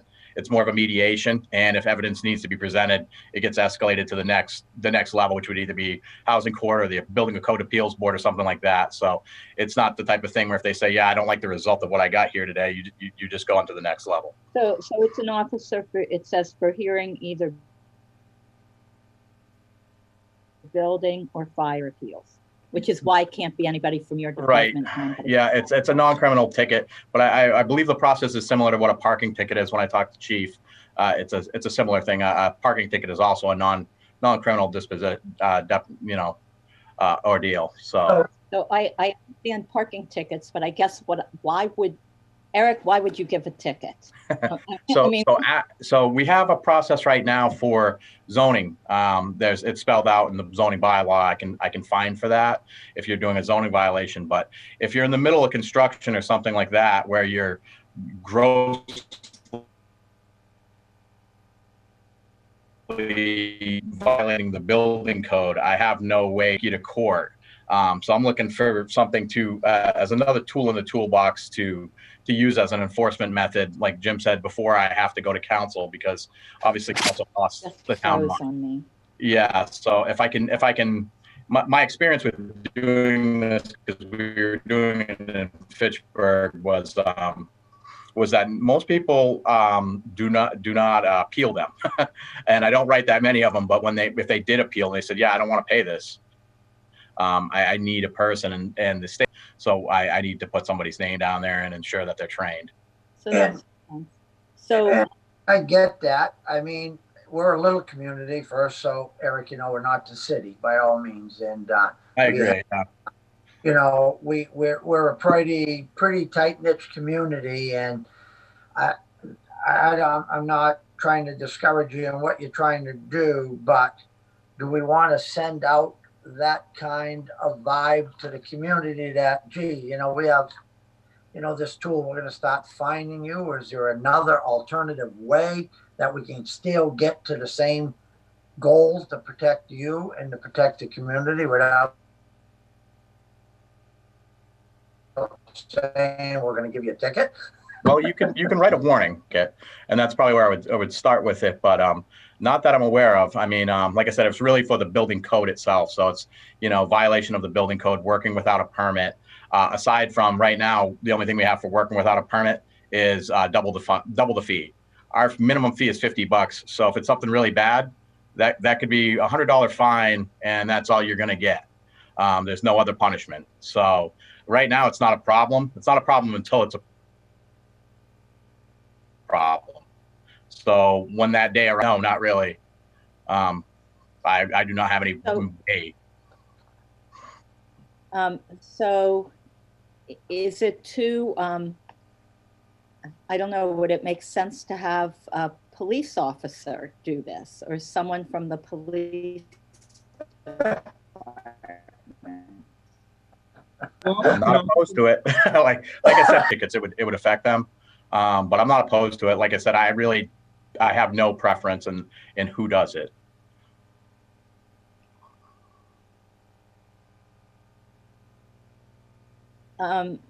I see a couple hands up, and they're planning board hands. So Chaz, I see your real hand. So, and it was up before Laurie's, and then we'll go with Laurie's, but you have to unmute Laurie. So Chaz, go ahead. Thank you, Madam Chair. I might suggest, Mr. Chartrand, to maybe send out to other boards. I know that there are several boards that have architects on there that are very familiar with the building codes. And if this is only a 2-hour training with, a very limited scope of work, maybe 1 or 2 a year, if that, you might want to reach out and do that. I mean, I think to get the biggest bang for your buck I would rather have an architect sit there who is very familiar with building codes and zoning and all of that kind of stuff to be able to do something like that. I know 2 people right off the top of my head that might be willing to do this. Yeah, like I said, I'm not opposed to whomever. It really doesn't matter who does it. I'm just a little concerned about the timeline, but if we don't make it, better luck next. If we, I don't know if we let Jim just send out a note, or you send it into, I don't know how that has the protocol to that, but send out something and see if you can get something back. In the next meeting's the 16th. If somebody steps up to the plate and they're willing to do it, then let's do that. I mean, it'll still give us, it says deadline to register April 5th, so that'll still give us 2 weeks to get them registered. Okay. Worth a shot. I agree. Like Dodge's idea. Yeah, like I said, I'm not particular as to the person, but it would be preferable to have somebody. Laurie, do you have a? Yeah. Go ahead. I was thinking along the same lines as Chaz, in that I think even on zoning that there may be a couple of attorneys on zoning, and I'm pretty sure that there's some people in the area that do mediation, is familiar with a mediation. And if the training is only a couple hours, I'm thinking it's more in mediation than it is on the zoning bylaws themselves. Yeah, because it does not pertain to zoning at all. It's just the building code. The building code. Yeah. Yeah, we already have an appeals board for zoning, but for the building code, it would be just building code violations, not zoning. But you're really looking for somebody to mediate it. Correct. Once it happens. So correct. The subject matter really, I'm not saying that it doesn't, I'm not below that mediation works in a certain process. So there may be somebody you can get from one of the boards to do that. The only problem with having one of the planning board or zoning board members do it is if it is a special permit, because then it would be a conflict. So if it's something that they issued, we would have a problem there. Yeah. So, Because, then you'd say, I issued the special permit and now I'm enforcing a fine on you. I don't know if that is a conflict or not, but it does seem like that might be problematic. It would have to be somebody probably a little more impartial, I think. okay, so what I think is, Eric, if you could send out a note to all volunteer and appointed boards and see if anybody comes forward. Jim, you're not on, save those 2 hours on the on April 6th, just in case. We'll see who else is available. And on the 16th, it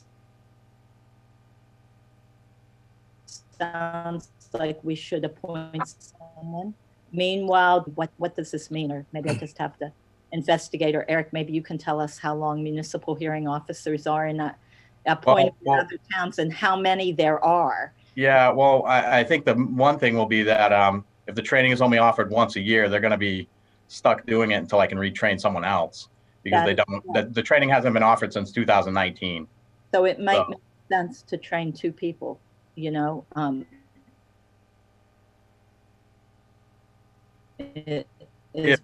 they, so I don't think there would be a problem with that, but I'll look into it. And then what is the financial cost? Nobody works for nothing, right? Is there going to be something that we have to look at that if they do it, or is this just a truly volunteer person? It's a volunteer position at this point. I have no funding for it, so that may present a problem, as well as that it's not paid. Not in my budget right now, at least. Jim, if we were to put you in that, Nothing. we're good. No. Not that we give it to you yet. Other duties as assigned. Okay. All right, let's do that. But don't get me wrong, I'd rather you find someone else. I'll do some work and I'll see what I can come up with. I'll see you next week or in a couple of weeks. On March 16th. I see someone, Mr. Barrett on here. He might be the right guy for us. Not a bad idea. If John wants to work for free, I'd gladly take him. He's a pretty sharp guy.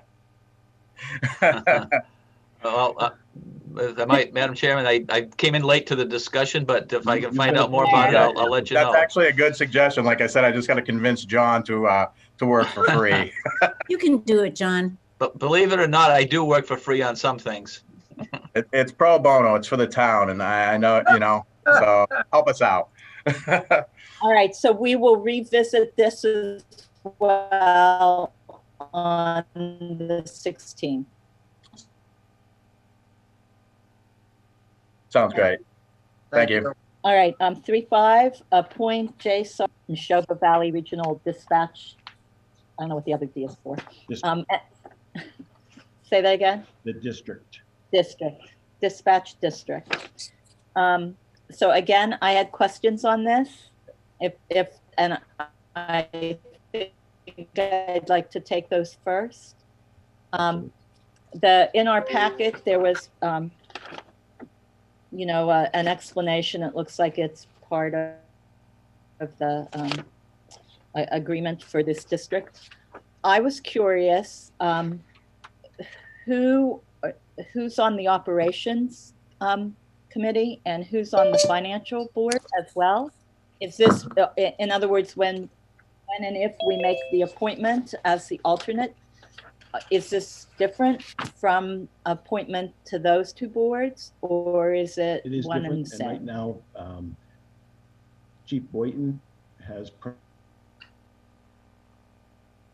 primarily been, or has been longer tenured at least, in attending as the ops board member. Lori Plort, the town accountant, is appointed as the finance board representative. I've been appointed as the admin representative, and the seated chief of police has been the alternate. So Rick Bailey prior to this request tonight, and Chief Eaton prior to that. So do we need to also appoint alternates for operations and finance? I don't know that they're actually contemplated for finance.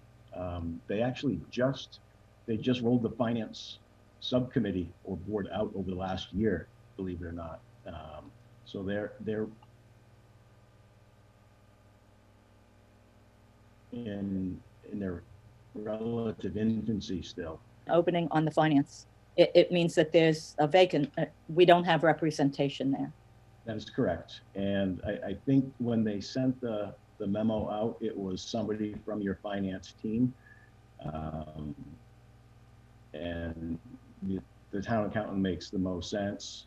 So, you know, perhaps before Lori goes, we can have a placeholder, whether it's Jared or Vicky, the other two members of the finance, until the next town accountant is appointed. Okay, so could you check on that then? Because I think before our next meeting, Laurie will already be not there. So, all right. Any other questions? Does anybody else? What is the chief's take on this? Pardon me? What is Chief Satell's take? What's his opinion? Oh, I'm happy to serve as an alternate. I've actually prompted that the formality take place. I think on the ops board, it's fairly informal. And I think at the fire chiefs there, they basically let me vote as proxy. Not that that comes up all that much. I think Mr. Crowder touched on the issue with the finance. Is it was put together relatively recently, and I do not think it's as formally laid out in the MOUs that exist at the district, where it's clearly spelled out, like the admin board. I think that's the most formal of the three boards. On the finance end as well, and Mr. Crowder can speak to it if he feels he needs to, but I think we're in a spot in time where that's probably going to be not that necessary with a budget already been approved, and we're kind of walking into the fiscal year as with a budget intact. That this is probably the best time to not have representation if there ever could be a time. So I think it'll be plenty enough time to get someone in that spot. And I think, Jim, it was just by de facto that district. So I'm certainly happy to work with Jim to make sure we attend those meetings and our voice is heard. Okay, thank you, Chief. All right, so I guess my other question was term. I'm assuming this is 1 year effective March 2nd, 2021 through June 30th, 2022.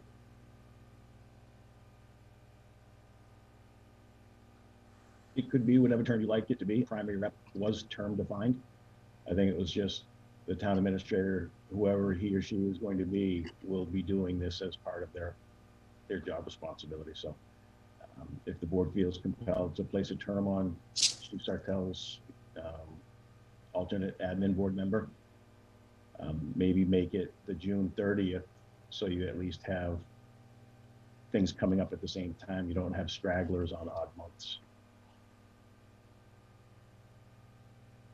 I don't see a reason to put a term on that. I mean, if he's in there, what benefit would it be for the community to put a term if he's the chief and he's on there? I think that'd just be reading the term in the MOU, and it said this district agreement shall automatically renew for additional terms of 1 year each. It's just in the paperwork that was here. So I didn't know if we needed a term. It's a 1 year term appointment according to this. That automatically renews unless or until terminated by mutual agreement. So if the chief would say, yeah, I'm not doing this anymore, we'll send someone else, or superseded by a subsequent agreement or terminated soon as I think the part that you're referring to, if you're reading section 3 term, yep, is the district agreement itself and not the appointments of. That's what Is that true? Yeah, that's for the district agreement. The initial term of the district agreement shall be for term. And then it goes further to talk about how it gets either renewed or dissolved. Oh, I see. A board representative shall cease to be a representative if he or she ceases to hold office from which he or she was appointed. So once the chief is no longer the police chief, so it would be until then. Correct. Same with all these others. So, okay. All right. So is there a motion? I make a motion that we appoint Chief James J. Satell as an alternate to the admin board at the Neshoba Valley Regional Dispatch District. All those in favor? Wayne Trushank, aye. Williams. Veronica Kell, yes. All right, thank you. Thanks, Chief. All right, moving on to 3.6, appoint Jason Murray as an associate member to the Zoning Board of Appeals for a term of 30th, 2021.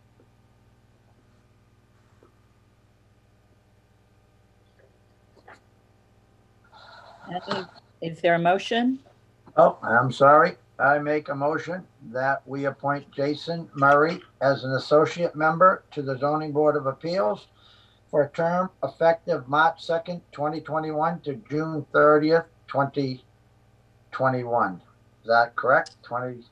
Yeah, it's a short appointment. I'm assuming that's because they reappoint every year. Is that true? That's correct, Madam Chair. That is correct. Okay. Yep. Okay. June 30th, 2021. Second. All those in favor? Trushank, aye. Wayne Miller, yes. Veronica Kell, yes. Welcome, Jason. And it's nice to have someone new come to town and decide they wanted to do something like that. So excellent. Awesome. All right, the next one is Nichols School District appointing the appointing committee is what we're doing here. And John, it's really good that you're on this call because you are the chairman of the appointing committee, according to this letter. So I am going to read this. It's from Dr. Denise Pigeon at the Neshoba Valley Technical School District regarding the district school committee appointment. It says, this is a reminder that our records show the Neshoba Valley Tech will expire on March 31st, 2021.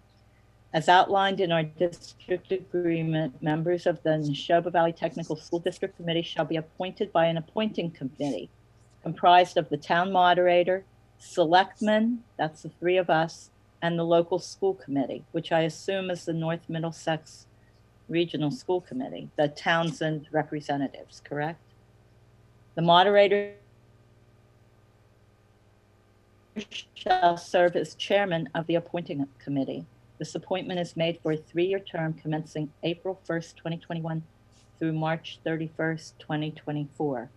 So I am assuming that we need to appoint an appointing committee, or at least make the appointing committee aware that they need to meet and make an appointment and get them to us, most likely by March 16th, because that is our only other regular meeting in March.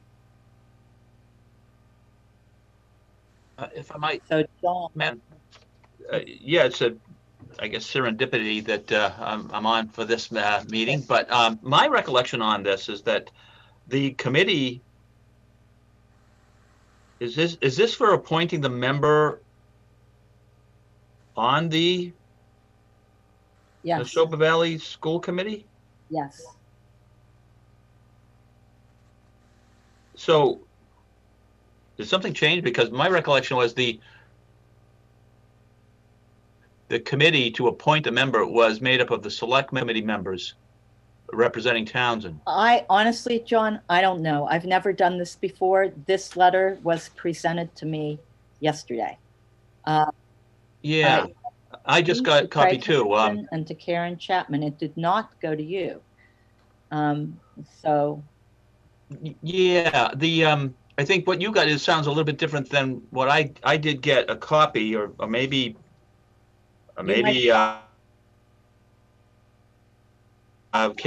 Carolyn forwarded it to me, but it's a letter dated February 19th to me from Dr. Pigeon about the school committee appointment that Karen Chapman's term is, I guess, expiring at the end of this month. Yes. Yeah, and that we will need to appoint someone, and the appointing committee is comprised of the town moderator, the selectmen, and the local school committee members. Correct. So I don't think the board has to appoint a committee.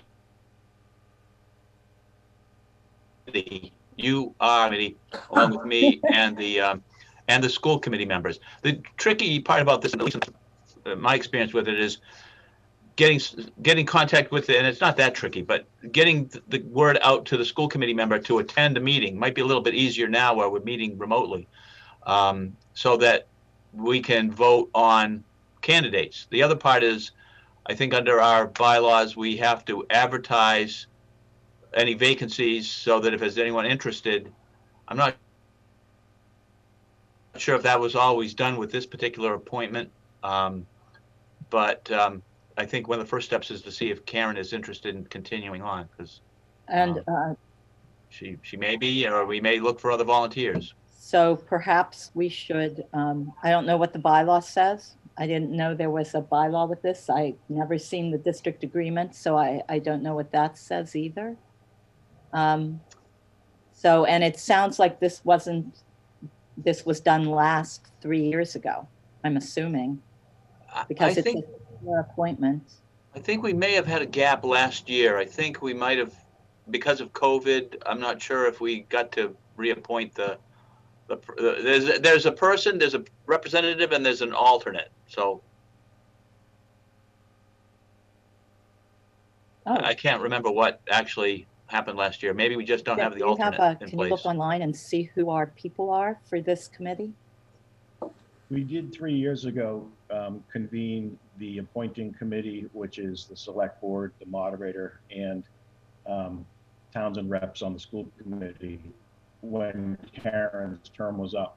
So we do have probably a video of how that all went down 3 years ago.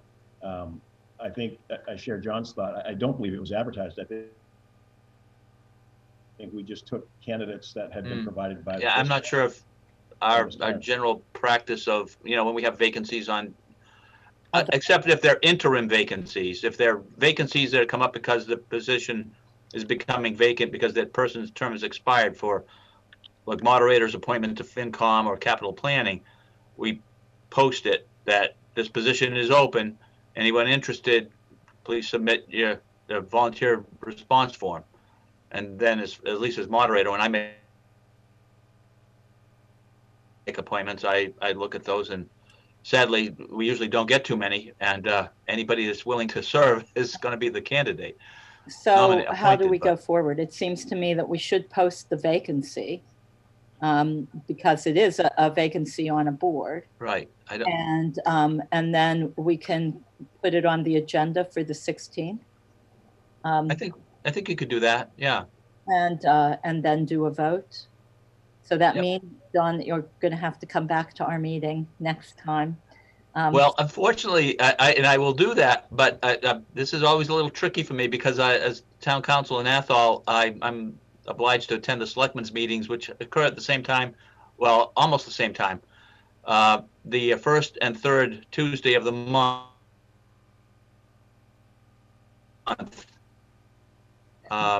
At 7 o'clock, take care of their business a little bit quicker than Townsend, I guess, because their meeting got over at about a half an hour ago.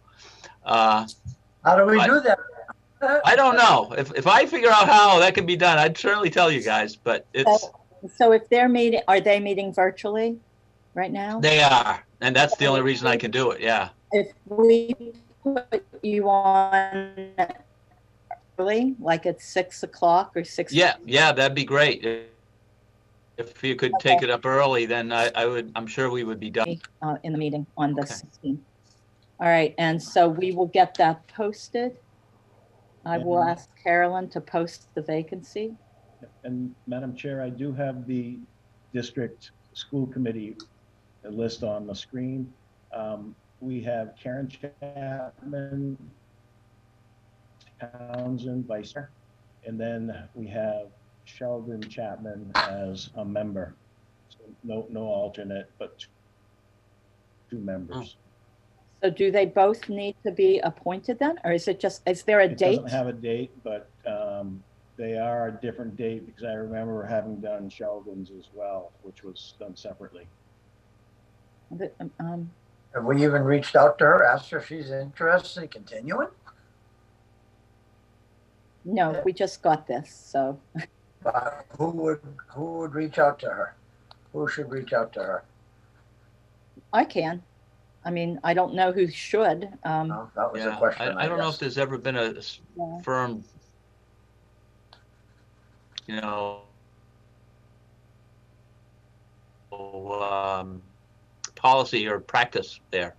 I'll Maybe it should be me, I don't know. She I'll received let you, this as Veronica. well. She received this as well. She's a CC on the letter I got. All right, So, reach out to her. okay, I will do that. And we can post for fairness, and we'll see if the other person is also needing to be reappointed. All right. I don't know. All right, so this will be on the early on the agenda on the 16th. Thank you. All right.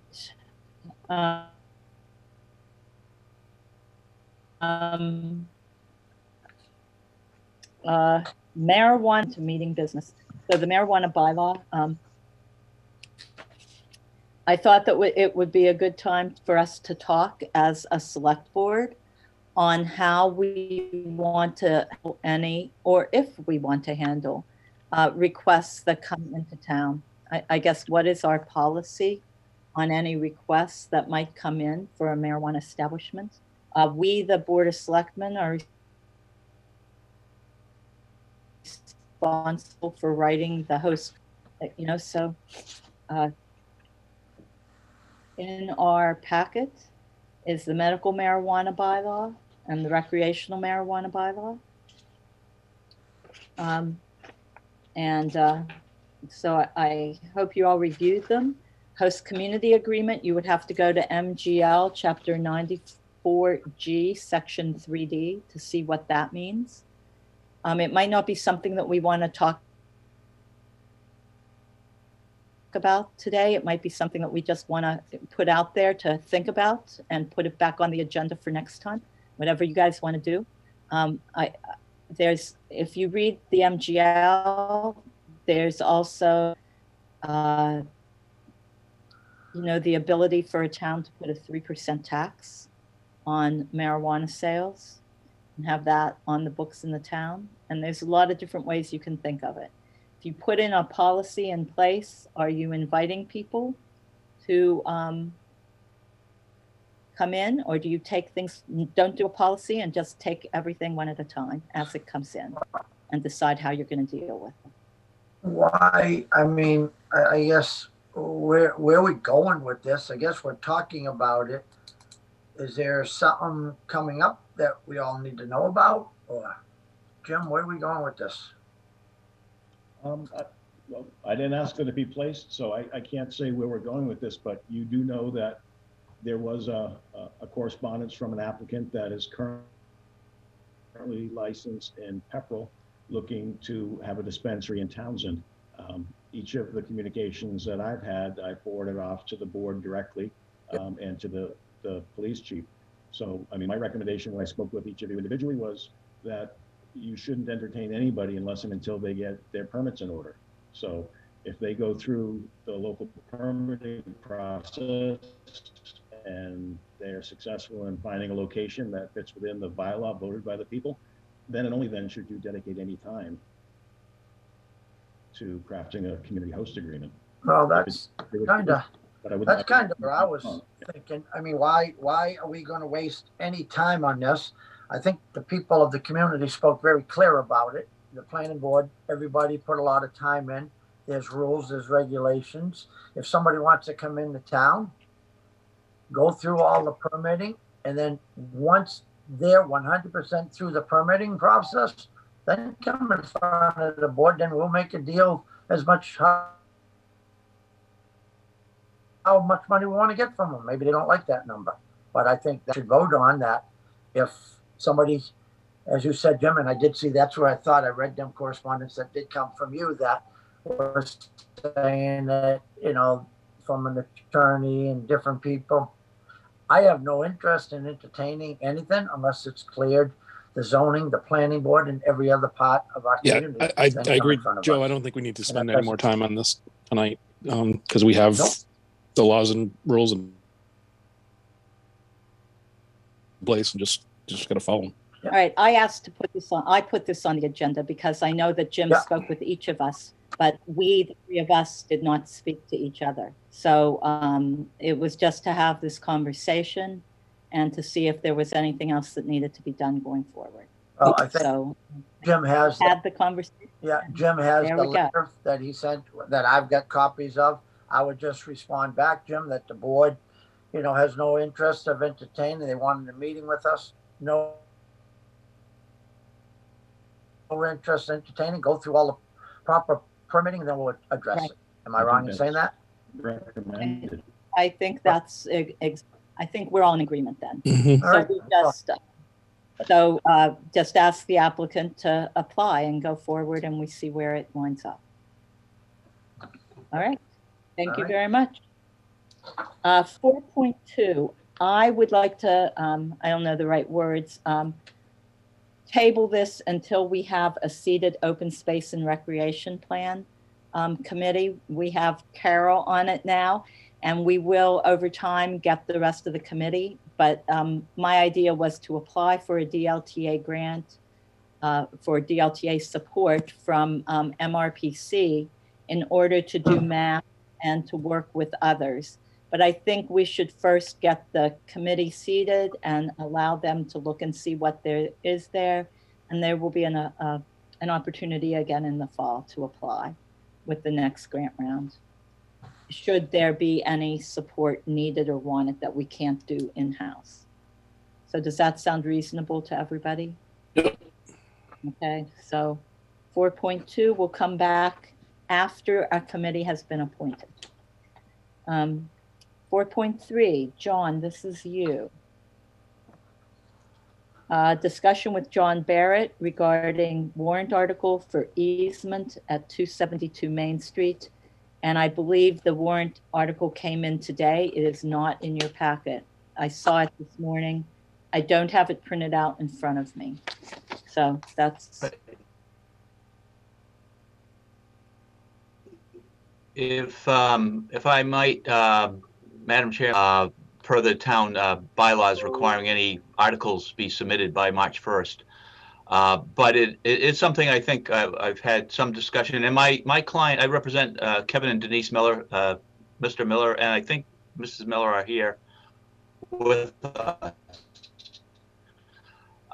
Yep, there's Denise. The Millers purchased Pete's Barbershop, approximately about 6 months ago, I believe. And they've been exploring the, basically the renovation and repair of that building. It seems apparent that it should have some sort of better access. Right now, Pete retired last summer, and it worked well for him, basically just having people parking on Main Street or actually parking in the town hall parking lot. But it would be a much better situation for the Millers and for any tenants in that building if they could access the back of their lot through the town parking lot. So basically all the petition is to ask for an easement just as a right of way to travel through the parking lot to get to the rear of the lot at 272 Main Street. The Millers are planning to put quite a bit of investment into improving the building.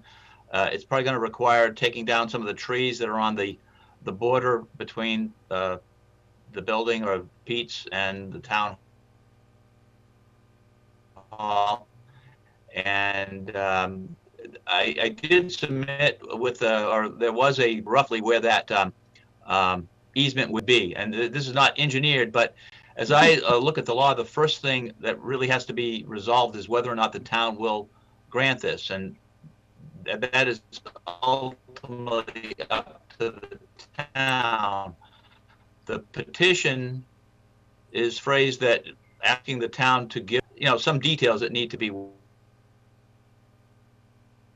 worked out with respect to this that can't be really, I don't believe, determined now ahead of time. But so the advantages for this, quite frankly, is it gets some congested parking off of Main Street, taking people out from parking on Main Street. It would mostly be for just the employees. It wouldn't really be the customers of the business. It would be for the employees there. And it would help relieve some of the congestion. And it would allow the Millers to try to restore this building and make it, quite frankly, more. So do you have the warrant article as well? Can you rotate that? Yeah. Thank you, Jim. How's that? Much better. Getting there. One more time. I'll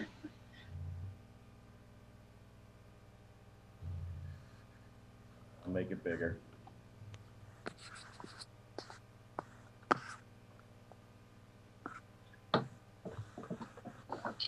So I don't know if you want me to read it or you guys can just read it. It's fairly elemental. Go ahead and read it, John. All right, to see if the town will vote to authorize the grant of an easement, Pete's Barbershop and their employees, agents, assigns, or tenants to access the rear of the lot at 270 Main Street through town-owned land at 272 Main Street, Memorial Hall, according to the conceptual plan attached here to, and to authorize the Board of Selectmen to sign any and all documents necessary to effectuate said grant upon such terms and conditions as the Board of Selectmen may approve or take any other action in relation thereto. So that would be the motion, or the article, I should say. I suppose it could be some variations in the actual motion when it's comes down to the town meeting. Obviously, at town meeting, I would step down from the moderator's position and let the deputy moderator chair this article. But as I'm representing the Millers on this. So I don't know if anyone has any questions. I'm not sure what else I can say about it as far as I don't think it would really have any negative effect on town hall. It basically means somebody else is driving through the parking lot a few times a day. Maybe possibly service people would access it to come into the barber shop.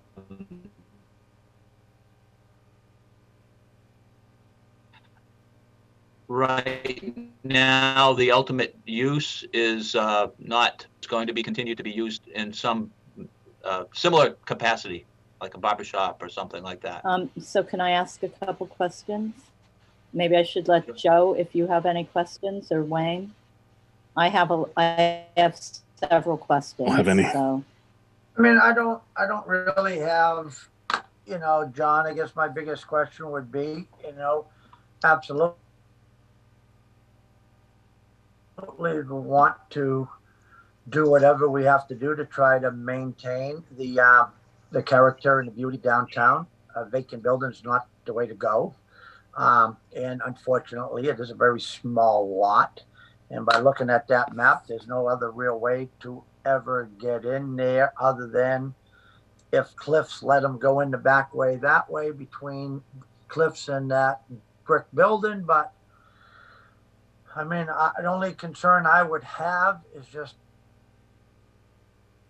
the safety of anybody in town hall coming and going, but it looks like it should be able to be done.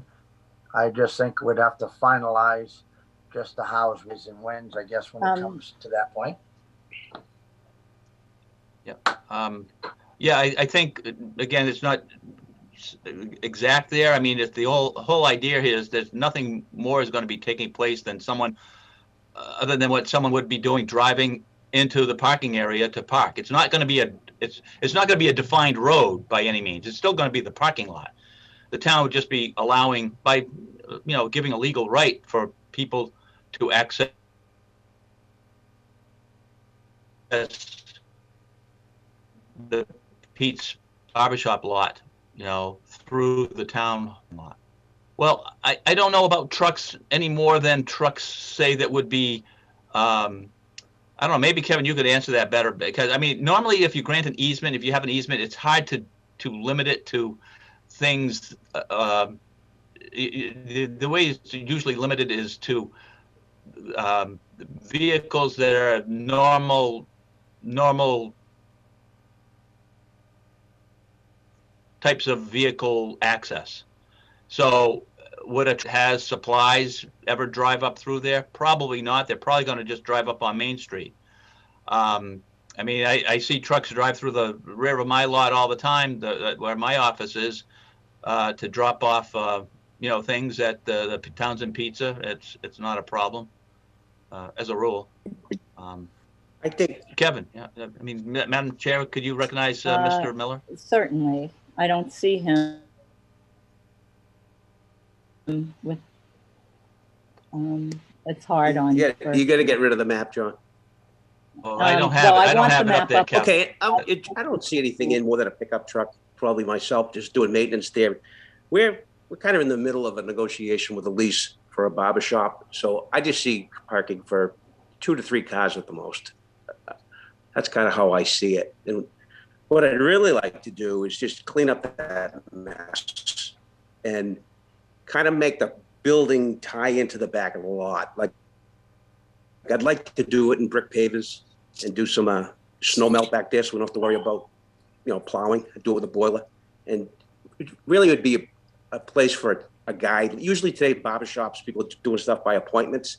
So I can't see a whole lot of people in there. So we're hoping to get 2 to 3 spots. I worry about the fact that it increases traffic in the back, and 2 to 3, that's now, but what happens in the future? And lot 12, I believe, is the rec building. So I have a concern about that. I'm going to ask a few, I'm going to ask a few more questions before I recognize anyone else. So I was wondering if there is a driveway. I am assuming that lot 10 is Pete's Barbecue. Correct. Can I ask a quick, Veronica, before you, Veronica? There's no driveway. There is no driveway. Is there a driveway with the lot? No. Veronica, can I ask a question? Just procedural. Are we discussing a warrant article here?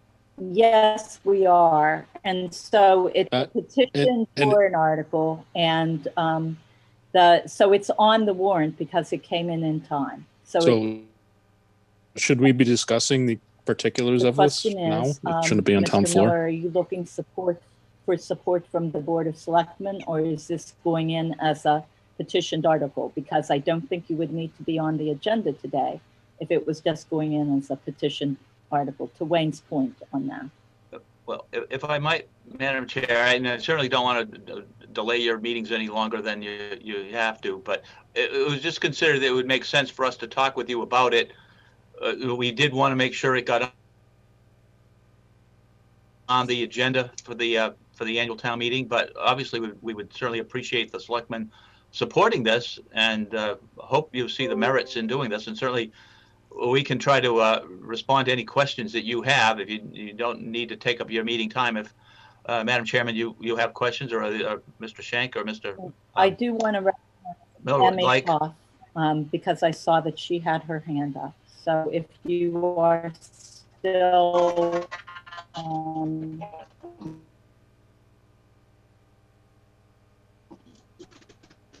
you still want to comment, and the end, or is it going into the lot? Because we already get cut on that corner. So that was just my question. And again, I wasn't sure about parking, how many we're looking at volume. I'm certainly not opposed. I was just questioning where it's supposed to be coming in. Because like I said, we already get a lot of cut through, especially with, we get like there's box trucks and that sort of thing cut over that corner where we park. And I just wasn't sure if that was what was depicted in this drawing or not. Again, you have to go ahead. Reply to that. that was just a very rough sketch, Emmy, as far as roughly where it is. It's essentially the same path any traffic would take going into town hall parking lot.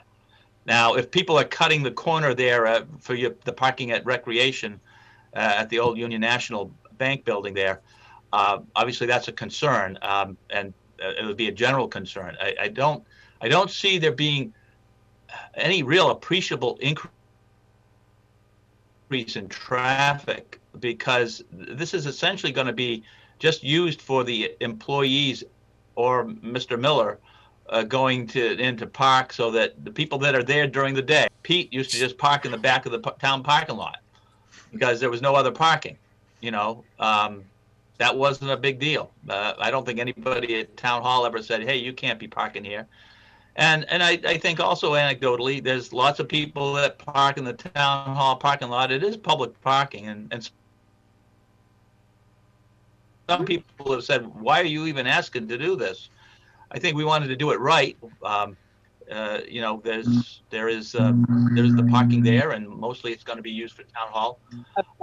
I think one issue came up at one point about the town meeting, and obviously there's not going to be many people going to get haircuts at 7:00 unless they have evening hours. But it would be the employees that would be. Thank you for that clarification, John. Like actually the corner of that lot. So that's why I was asking if it was going in where we already have the opening for the parking lot, or if that's actually cutting across the spaces that were there. Now you know why, Emmy, I didn't go to engineering school, law school. No, thank you so much. I appreciate the clarification. Thank you, Madam Chair, for letting me speak. You're welcome. This is on the warrant. I think we're going to cut off discussion here and move on to the next item. If I might, Madam Chair, again, just. Is there someone else who would like to speak? Could I see a hand? John was trying to say something. Who was? Yeah, I'm sorry, Madam Chair. I just wanted to clarify that, if you do have any questions you want to, or if Jim has any questions, or Joe or Wayne, just let us know, and we'll try to answer them, leading up to the town meeting. My real goal when I bought the building was to restore it and bring it back to where it was. My wife and I just finished 226 Main Street, which was Mr. Key's old house, and we thought it'd be pretty cool to put some life back. That building needs a lot of work. It'd be a fun project for me. Thank you, Mr. Muller. I'll never occupy it myself. We are going to move on with the agenda at this point then. So it is on the floor. Thank you very much. 4.4, shared streets and spaces. I just wanted to talk a little bit about the final submission. So if I could share my screen, please, that would be great. And this will only take me a minute. So is Hartley there to allow me screen sharing? I gotcha. You're all set. I'm all set.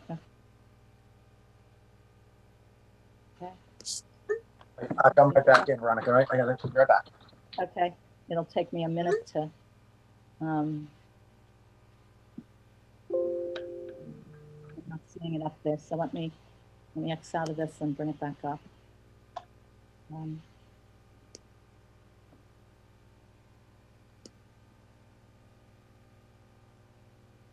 happened to it? All right, it might not work right now. I seem to have lost it. Hang on one more second. I'll try one other way.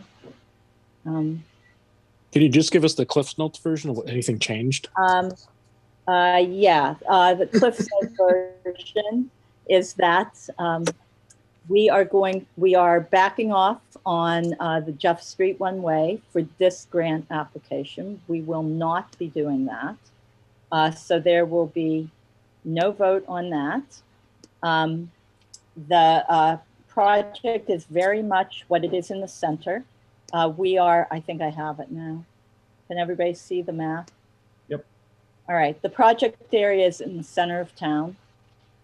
We will be applying for a permit for the RFB at Spalding School. And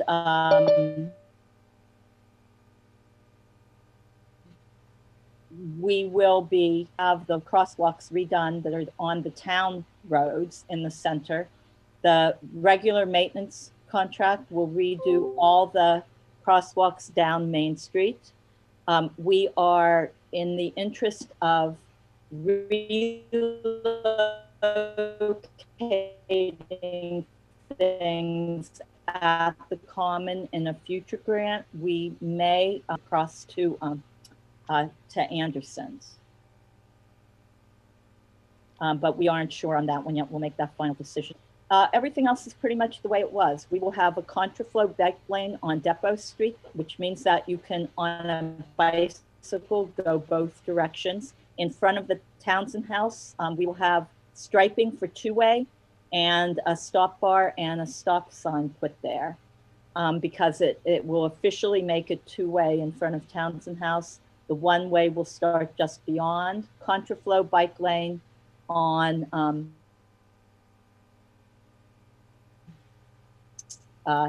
Bow Street, and also from Evans. There will be benches, "You are here" signs. You can see our bike racks and repair stations for bikes. So any questions? That's pretty much it. We will not be going forward with Jeff Street one way. So I'm not sure who I just admitted, but I just admitted someone through the waiting room. So that's pretty much it. We'll be putting in our final meeting is tomorrow, and we will be putting in the grant application on Thursday. I guess I see that Emmy's on. Do we have a rough estimate of the amount for the project? If she's still on. Are you looking for Emily? I think she's still on. Yeah, is Emily? I could speak to that. Okay, a rough estimate of the amount that we're putting in for. We're around $250,000.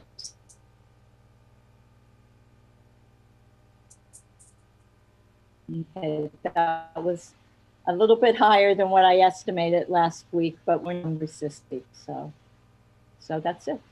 Are there any questions from the selectmen? Or you, Jim, if you have any questions? I'm done. I'm good. I'm good. All right. So that is shared streets and spaces. We will know by the 31st of March whether our application gets awarded or not. So. Oh, good luck. Well, thank you very much. And I'm going to stop the share now. Does anybody have anything else they want to say from the committee who's on? Okay, that is it. Shared streets and spaces. Moving on to the audit questionnaire for executive offices. I thought that we were responsible to do this. And I learned this afternoon that we're not for this fiscal year, but I thought we should look at it. There are two questionnaires. Carolyn had sent us emails saying we needed to do the questionnaire for executive officers. That was in your email. And there's also one for management, I guess that is. And that was the one that we were to fill out. But this had come out earlier, like in August, September. I really didn't know what it was when it first came out. And when it reappeared, I thought, oh, we do have to do this. September, Dawn did do it. And so I had asked that Dawn's form be sent out to all of you, just so people audit and the questions that are asked.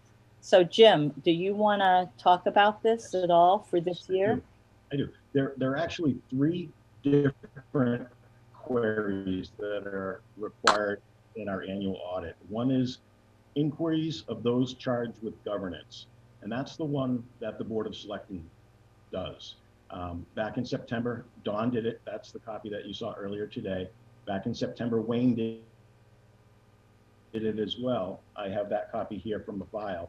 And those are questions 8 in number. 9 is a bonus question if you answer yes to one of the ones above. But just to give you a sense, those following along at home, are you aware of any actual or suspected fraud affecting the entity?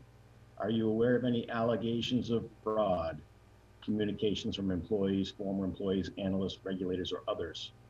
Have you received any tips or complaints regarding the entity's financial reporting, including those received through internal whistle transactions entered into with related parties, i.e. members of governing body doing business with the organization? Are you aware of laws or regulations that may be expected to have a fundamental effect on the operations of the entity? Are you aware of any non-compliance with laws and regulations? How does your board exercise oversight over management? How does your oversight address the risk of fraud for your entity? And lastly, what do you think the risks of fraud are within your organization? Have any specific fraud risks been identified? A certain transaction or operation, a certain department? If so, what steps have been taken to address those risks? Which again is for those charged with governance, city council, board of selectmen. You then get into a greater degree of detail with the next two. One is inquiries of management, and the other is questionnaire for executive officer. These are ones that, predating my involvement in Townsend, have been done by the town administrator. The auditors actually have a checklist that they submit every year, and the town administrator position is assigned these two documents. I have done them since I've been here in Townsend. So the question for executive officer and the inquiries of management are basically the level of the subject matter of the inquiries of the Board of Governance, but just drilled down to a far greater level of detail. There are questions like, are there currently any major claims and lawsuits threatened or pending that will likely result in uninsured judgments against the town exceeding 3% of the annual budget? Again, that would exceed 3% of the annual budget. Has the town committed to sell assets or repurchase previously sold assets? So there are questions along those lines. Do you have any long-term leases? Do you co-sponsor any borrowing for any other government agency? So these are, again, a little greater level of detail, but the same subject matter. The inquiries of management is a little more pointed on fraud.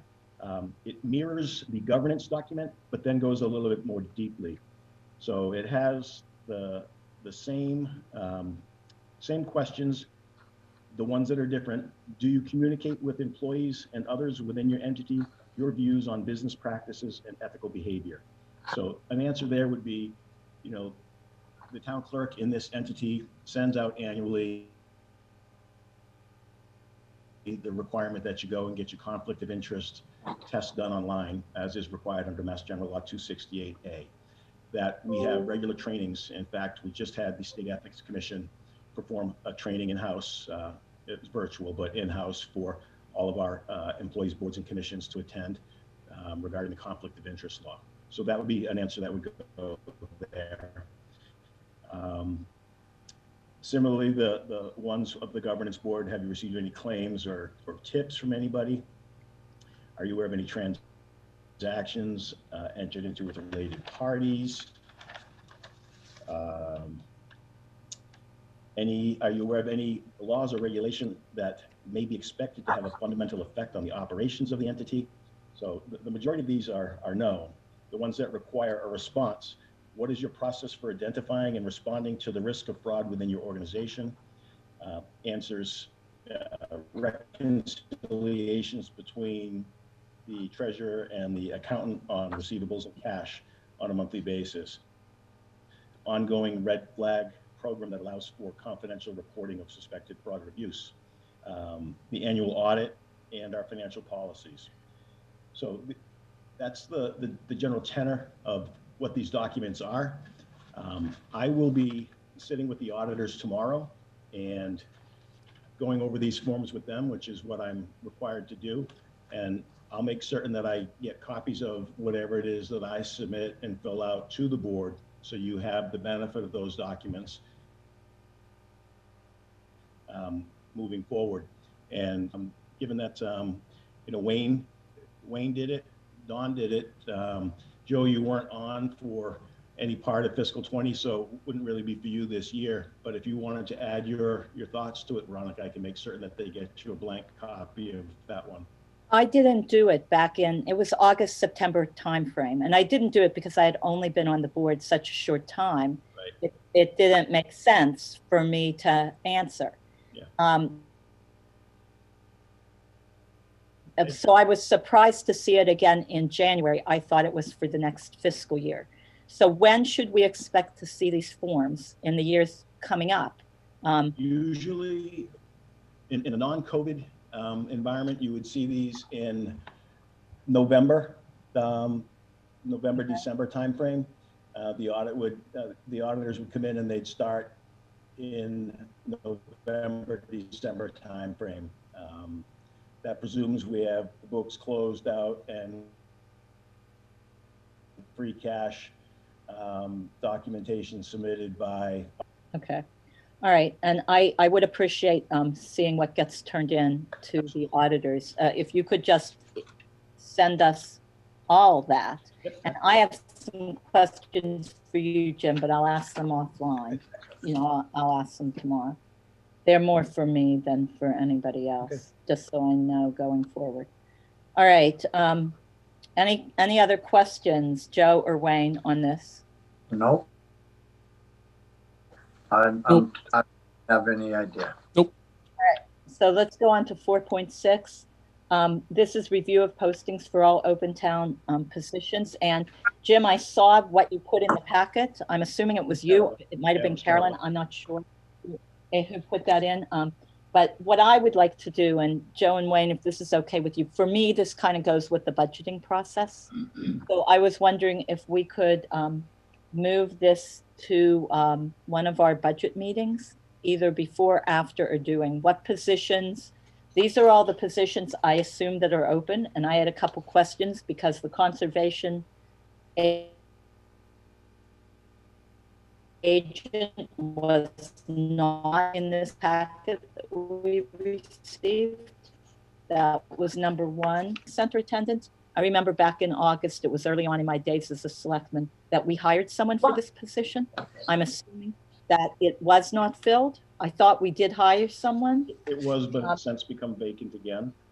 Okay. And then I guess all of them, it would be nice, to have a date on them. There was no date on any of these postings. I don't know if that's generally done or not. I'd like to move these to one of our budget meetings, if that's okay. When we look at what we're funding and what we're not, but I am assuming these are the open, unfunded positions right now. Open funded. Okay. Open and funded.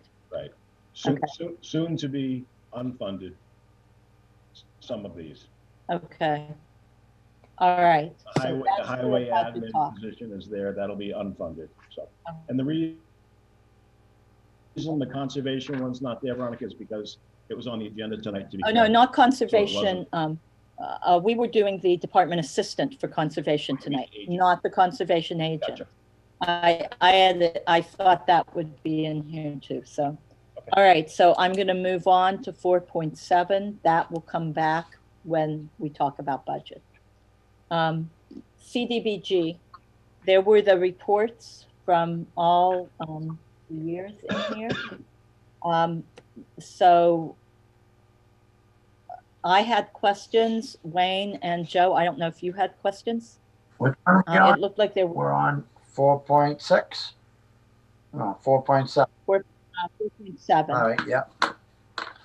We deferred 4.6 to budget talks. All right.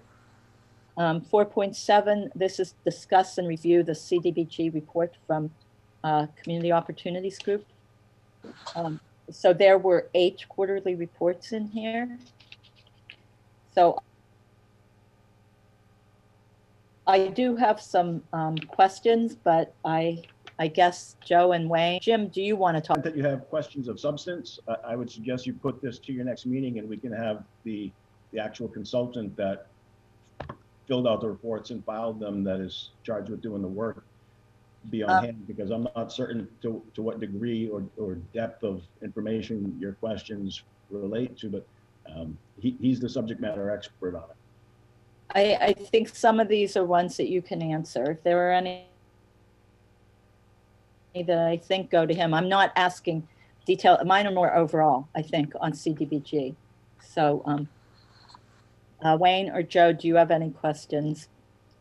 I don't want to hog all the questioning. You do not, Joe?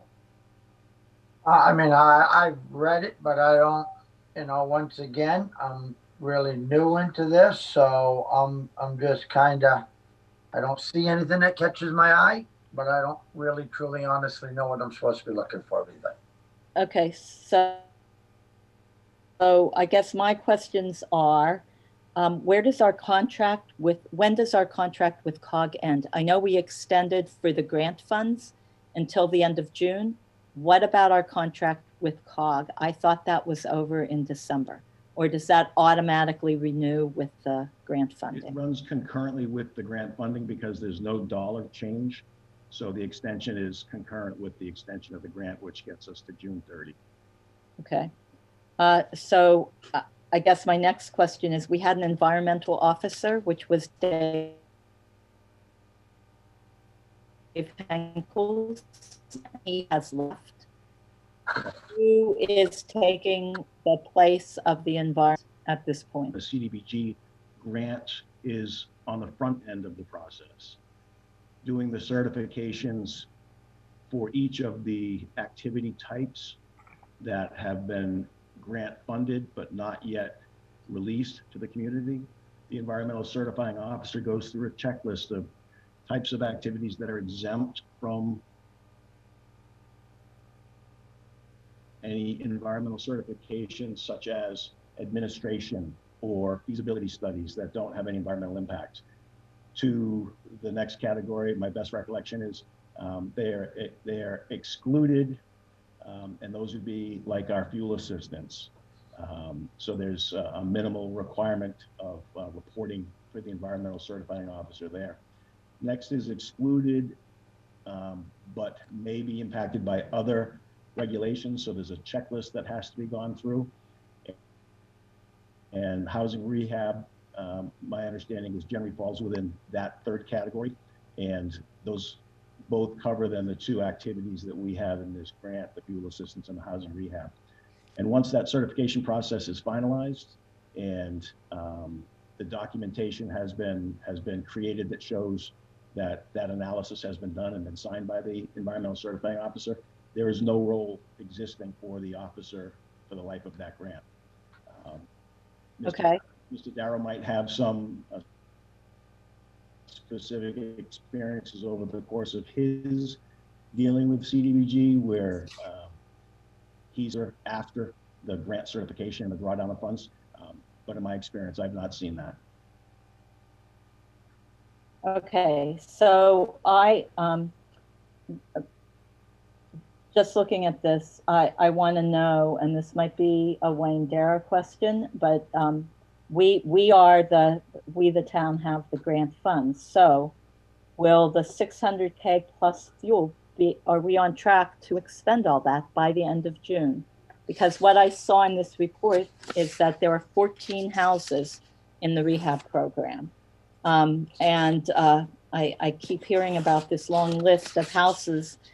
There were 89, but when it came down to it, in the end, there are only 14. So I'm looking at the expenditure ledger that's at the back. And my concern is that it looks like, and fuel assistance is separate, and from what I can tell, nothing has gone out for fuel assistance. $260,615 was expended, and of that, $104,000 was for management, and $157,000 roughly for townspeople. So I just have a concern about that. And I don't know if it's Wayne who answers that question or not, but that's a whole ton of money left on the table. I know some more will be spent because there are 3 more to enter that that they have ready to go out to bid. So I'm concerned. That's all. And I think that Wayne would be an appropriate party to speak to the specifics of the dollars. My experience, Veronica, particularly in housing rehab, CDBG applications, is you spend it all. And I see no reason why we won't spend it all by the end of June. There are ample ways to put that money to work in the community in a housing rehab program. And you referred to the lengthy list, the waiting list. Back when this grant was being reapplied for, this is a historic one that Townsend has applied for.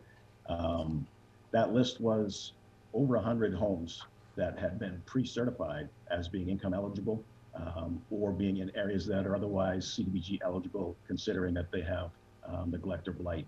So maybe having Wayne answer specifically what he thinks the timeline is going to be on the final expenditures, but I'm not alarmed. This is from last March, 3/31/2020. They mailed out new applications to 89 property owners. 26 returned them. 26 returned their applications and were sent out income verification. 19 responded and met the income eligibility. No. 19 responded, and of those, only 12 were income qualified. And then somehow we picked up, and 5 were for initial home inspections. So there were 17 people total in the pipeline. And I guess I would like Mr. Darrow or whomever to send out more applications, to let people, there needs to be a way for people in town to know this, and it's a really short timeline at this point. I think that the 89 person list, if I'm reading this right, was exhausted. And see what I'm saying? Yeah, I do. I know exactly what you're saying. The grant contemplates doing 15 homes. That's what the budget will accomplish. Now that's at the maximum home, which I think the upper limit is 35,000 per dwelling unit without a single program waiver, which are granted if you bump into something that requires you to go over 35. But the grant was contemplated to do 15 housing. I'm doing 14. If I'm hearing you correctly, looking at that document, then they're clearly doing projects that are less expensive than the max allowable of 35. But right. I think Mr. Darrow would be able to. He's been doing specifically this. Well, I've been involved peripherally with this for a long time. He's been doing just this for a long time. So I think that would be a good question for him. Madam Chair, can I read from a letter I received from Mr. Darrow in December addressing that exact issue? Well, December's coming on two or more months ago now. So I don't know the relevance of it against the quarterly report that we've got, which is more recent. I'm asking Madam Chair to be recognized, please. Go ahead, Joan. Please keep it short so we can move on with the meeting. Yep. I had asked the question about, there's still going to be a lot of money there. And the answer was, at this point, the average project cost is lower than anticipated because a number of the projects have been through a prior program, don't have extended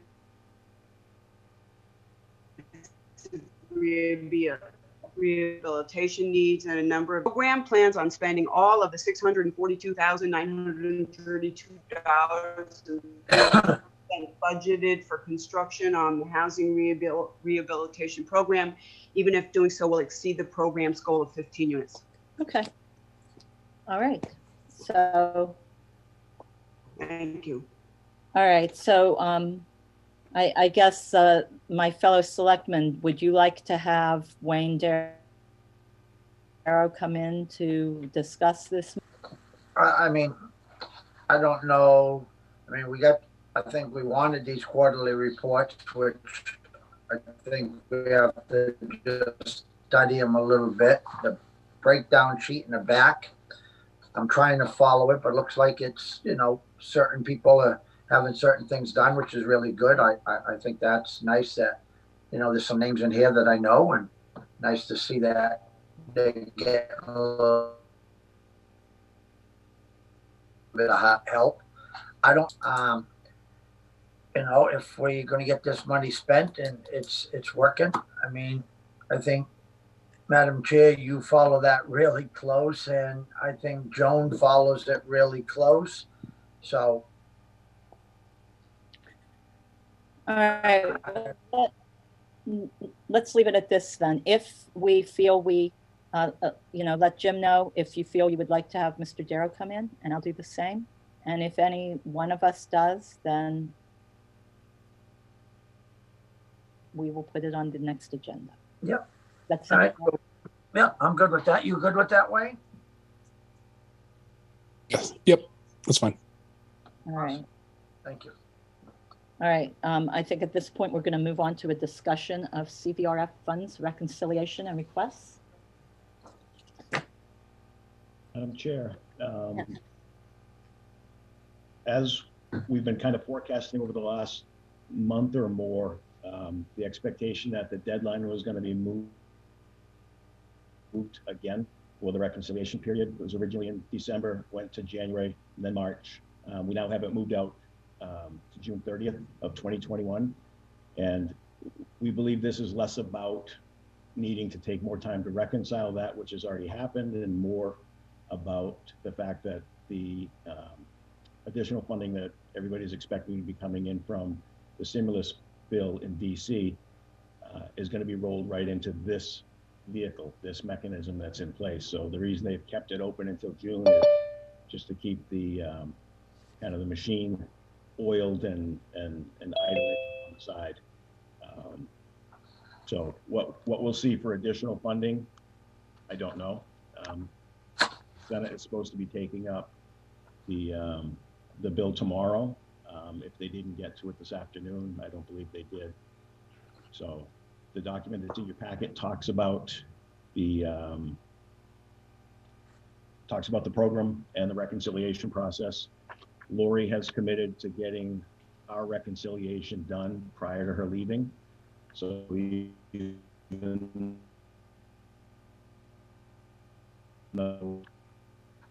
have until June 30th able to go against the list that you put together at your last meeting, where you put soft hold on 74 mortgage and rental assistance, 30 on the table for scanning and permitting,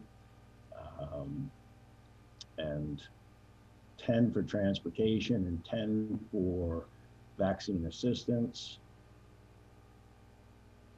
And is it the turnout? Emmy is saying 6,000 for Emmy. Right. 6,000 for the summer rec program. All right. The scanning and permitting, that means all the land use records and the building department files, correct? Yep. Eric Sharker, I don't know if Eric is still on or not. I don't see him, but Eric's actually been reviewing a number of different companies that provide the service, and talking to a variety of his counterparts in other communities about what their experiences with the roughly handful, 5 or 6 vendors that do this work. So he's putting together a report, and he'll come to a meeting shortly and make his presentation. All right. So we'll have an opportunity to look at what's available once all that's happened.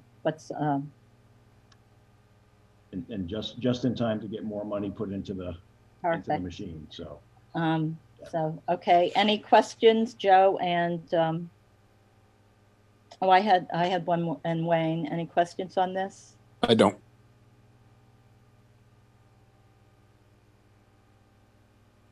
Joan, do you have a question? Joan Savoy. I have mortgage assistance through the grant.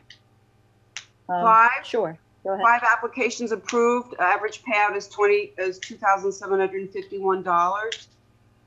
4 were denied. 6 are pending processing, so they're about to close on those, and there are 19 in the wings. Thank you. That's good. That's good. Okay. Good numbers. Yeah. Good to hear. I have one other question. On April 2nd of last year, Jim, there was a motion to allow you to sign things for the board with the permission of the chair until further notice. Pardon me? You revoked that already a couple meetings ago. We already did. Did we really? Yeah, I made a motion. I made a motion that we start signing. Oh, and okay. I'll All approve right. that. At least that's what No, I we thought. did. Yeah, no, you definitely did. All right. Thank you very much. Moving on to 4.9, a discussion regarding the Mass Community One-Stop Grants meeting. So Jim, Yes. where are we on that? Well, you were gonna think about a work session, and I was going to invite the department heads into that. You could speak the vision from on high, and everybody that catches a piece of it as it trickles down can figure out what part is theirs and what grant opportunities exist for them. And you then have the roadmap for the next year ahead, and people can go out and start their applications. Is there a time frame during? Do you know? Is there a time frame during which you must apply by? Or do you just get put in on that on a rolling basis? It's a rolling basis. To be that, the home grants were spring and CDBG was fall, and now they're all going to be on a rolling, and they're gonna filter them. We just put them into the opening, and they do the magic behind the scenes and put it in the appropriate box. Madam All Chair, right.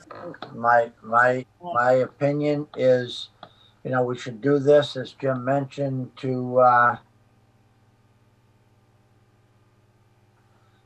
get all the head departments. This isn't that critical. We got a lot of work sessions. We got a lot of budget stuff to get through. I would like to see this just put off until we get through town meeting, and then we can work on it, because how many more work sessions, how many more budget things we want to just put on our plate? So I am good with waiting until April, maybe May, and I'm good with that because we have a lot of work to do with the grants that we're applying for right now. So, Absolutely. All right. So if it's not too late, sometime in April or early May for that. I'd put it at the beginning of May, have it brought back. I don't know if Jim brings it back or whatever, and then we can set it up to have a, with all the department heads, a work session in May and move on. All right. Sounds good to me. We will do that.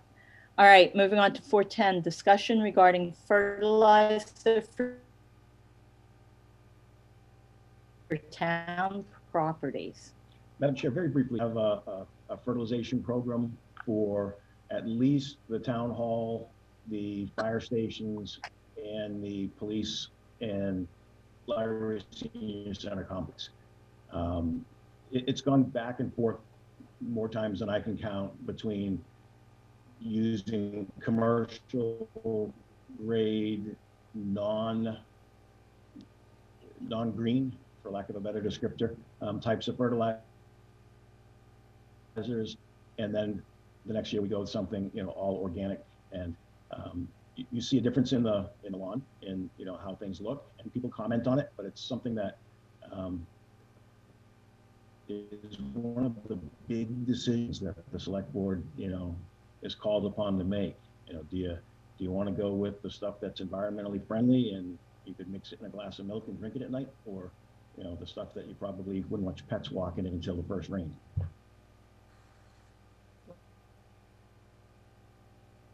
Want my opinion on this?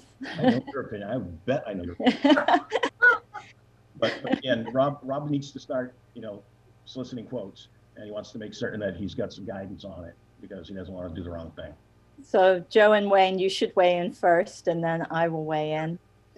And I want to keep in mind that we all drink the water that is under our feet. But go ahead, Joe and Wayne.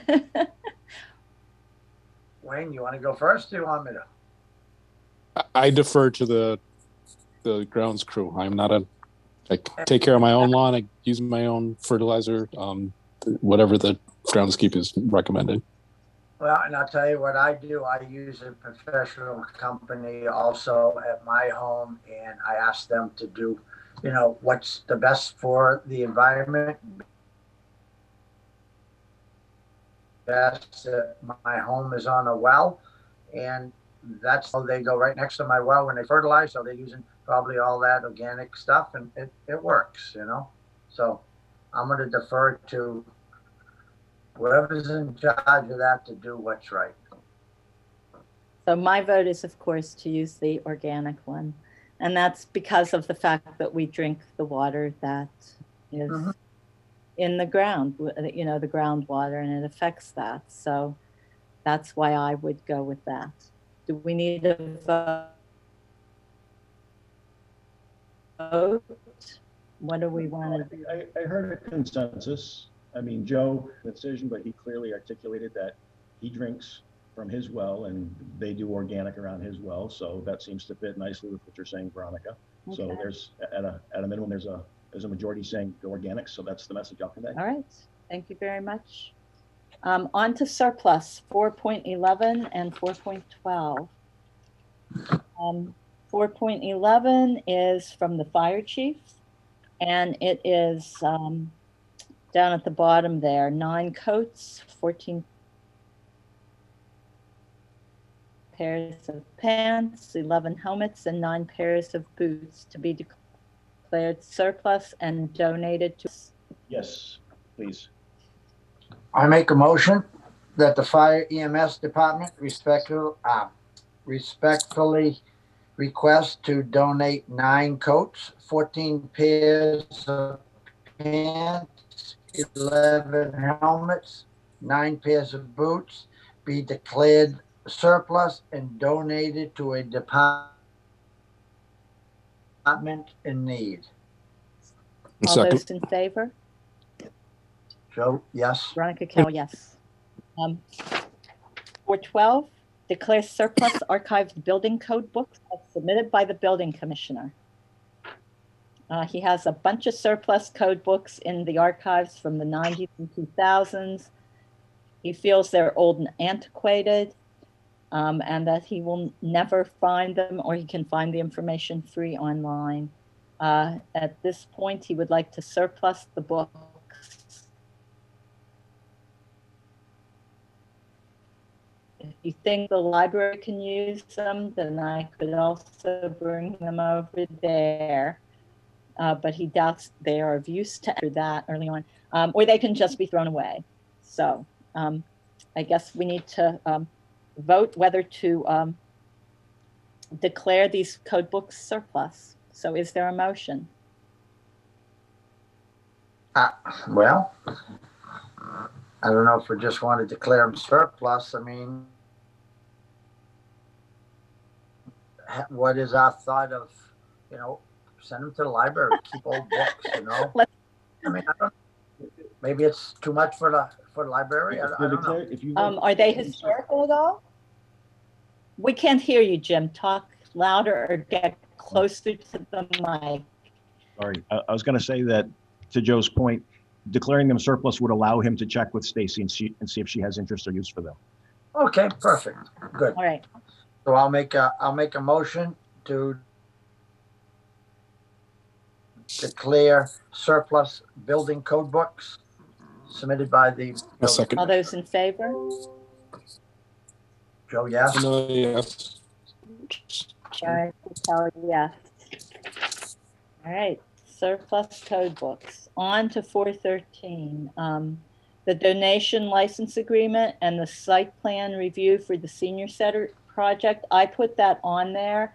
I was curious, has everything been signed, including by the donor? So on the license agreement, there were a couple places where the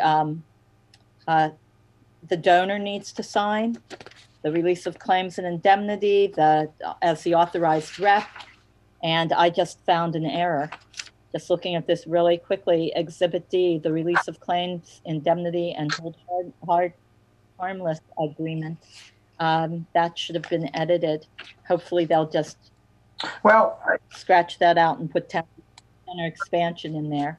But anyway, I just wanted to know, Jim, has everything been turned in from the donor? Are we all set for them to apply for their permits? I understand they have a.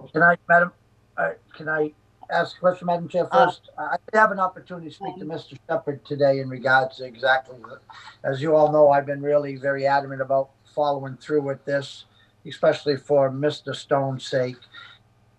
And the question was brought up by the donor that why are they notarizing their signatures? That's their only question, is where they never notarized stuff like that before. I can see it getting notarized that we've all signed. I get that, but I don't know is there a reason for that, or Jim, or I don't know. I don't know if it requires notarization. Now that you say that, when I look at this, it's witness, title and witness on the first one. I think on the original license agreement that we did with Adam, that needed to be notarized. But this one is just title and witness. Same on the this day. Indemnity form. Same on D. Where it says witness my hand and seal this, isn't that part of notary? Where are you at? I'm on Exhibit A, the back, the release of claim, indemnity, and hold harmless. Yeah, it says signature duly witness my hand and seal this day. Yeah, that needs notarized. Yeah. These were copied directly from and Gary had approved them, I thought. These were copied directly from what was in the form before. And maybe I'm wrong in my thinking, but didn't we just go back in there and re-sign because we didn't sign it right, or we didn't do it right, or something wasn't done right? Because they do look a little different. I don't think for the license agreement, but I do think for the site plan review form. I know I re-signed the site plan review form. Well, but I don't for the license agreement. The license agreement was, I thought, exactly what was there. And yes, it does need to be. It's witness my hand and seal this day. But this is what was in the form before, I thought. I didn't have that. Hold on. No, I have this, so hang on 1 minute.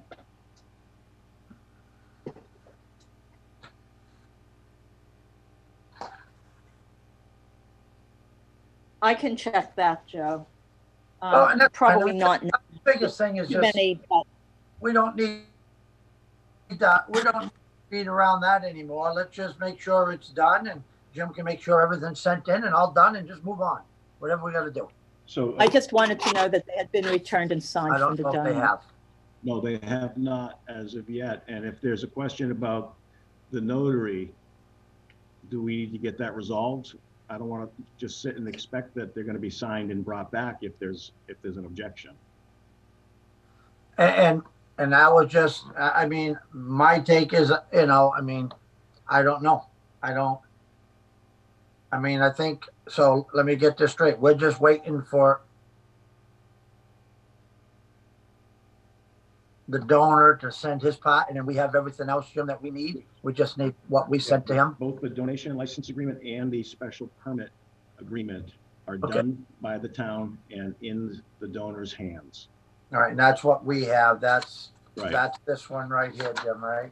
So I can reach out to the donor's representative tomorrow and find out if there's something that needs to be changed in order to have them feel more comfortable. Okay, I have the one that we did. hold on. Okay, so the first page does not need, but this is what was in there for Exhibit A and B. Hold on. 211.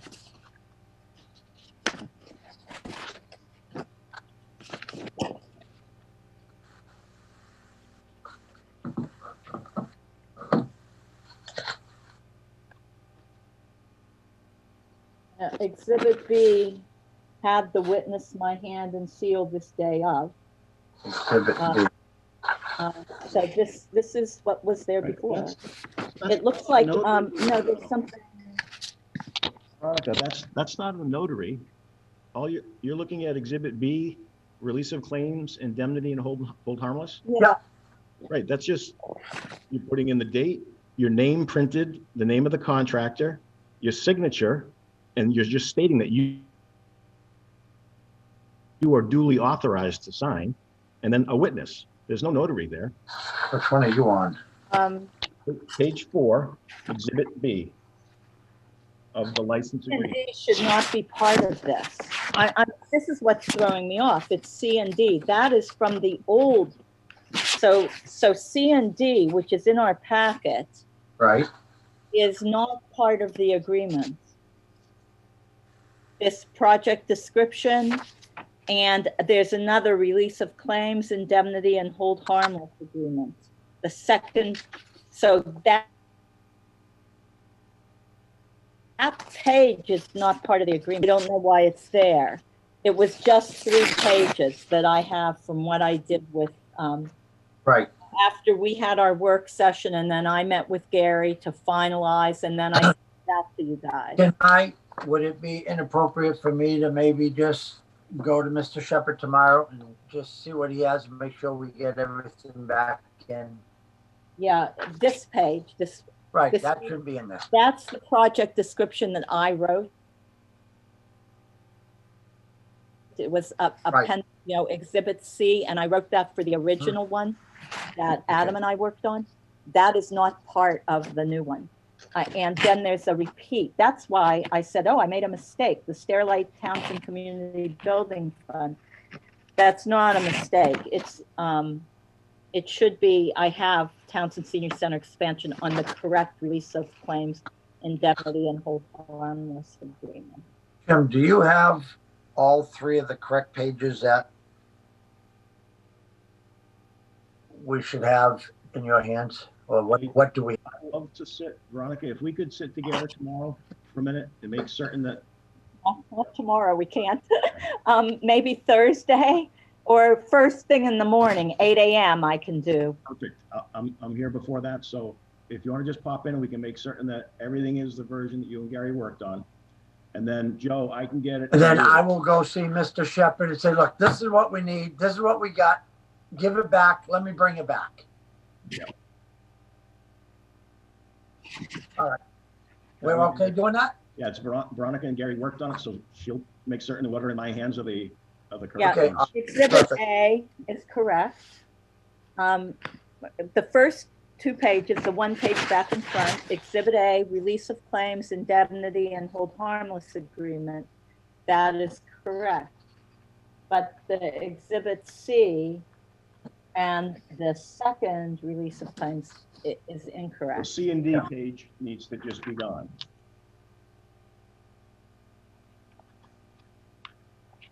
Well, that way I'd like to just go up to Mr. Shepherd and say, this is exactly where we are. We've signed these pages. These are what we signed. This is what you need to sign. And then let's get them in and get them done. Yep. We've beat this drum to death. Agreed. Okay, move on. Veronica, I'll see you early tomorrow. You will see me early. Between 8 and 9, I have a 10 o'clock Zoom. Okay. And then it's continuous. From there on out. So, okay. Scratch that then.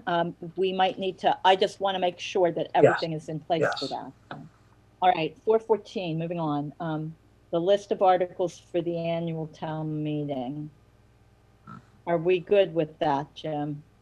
I'm putting it up on the screen. This is just kind of a shorthand listing, but as of today, close of the annual town meeting warrant yesterday, we have 24 articles. Here reports, fill appointed positions, revolving funds, operating budget, fixed salaries of electeds, water budget, capital plan, assessors inspections, and then we get away from the usual and customary into the specifics, Chief Bailey final installment, marijuana tax. Which we didn't discuss today. Do we want to remove that? We can talk next week. I guess we can just leave it there as a placeholder. Keep going. Sorry. Because we should do marijuana tax because we decided to just let the board do it, then we get to that. Well, the thing about that is, Joe, if we don't have a bylaw in place. True. All right. Yeah. So, it's, yeah. you know, All right. read Yeah, the you're right. read the stuff and then we'll talk. Yeah. Charter review, TCAM appropriation, which I believe now is going to be one and the same.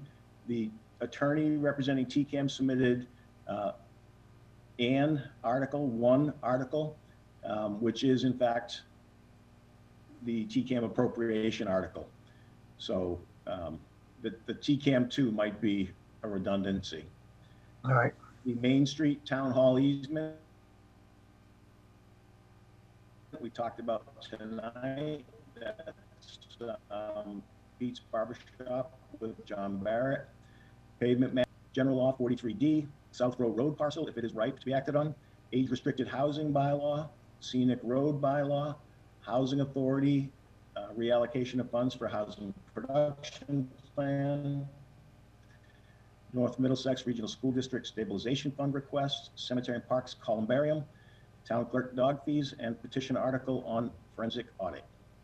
Jim, what about the article that John Barrett brought forward today? Yep, it's right there on number 14. 14. Oh, okay. All right. It wasn't clear to me that it was going to be board sponsored. It'll end up coming down to the petition section on the bottom. All right. Thank you. Okay. All good.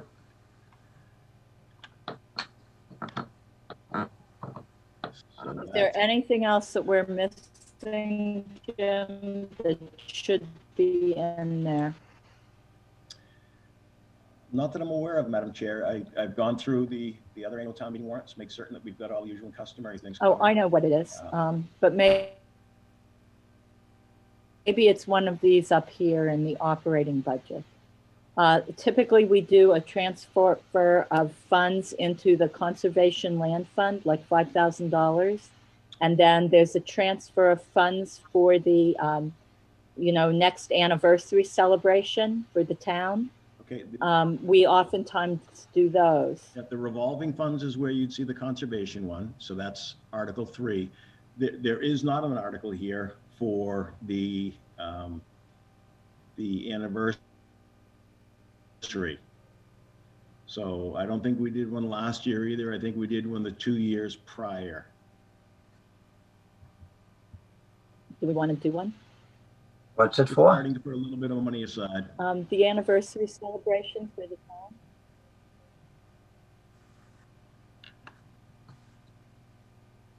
I don't know. Isn't there a committee? Don't they usually put that forward? Yes.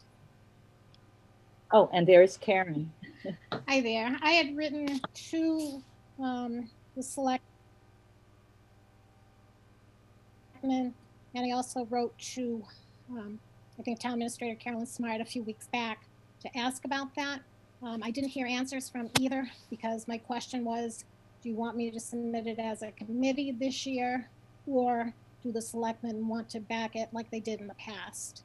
1 year the committee submitted and 1 year the selectmen submitted. Last year, I was advised really not to do it due to the craziness with the COVID.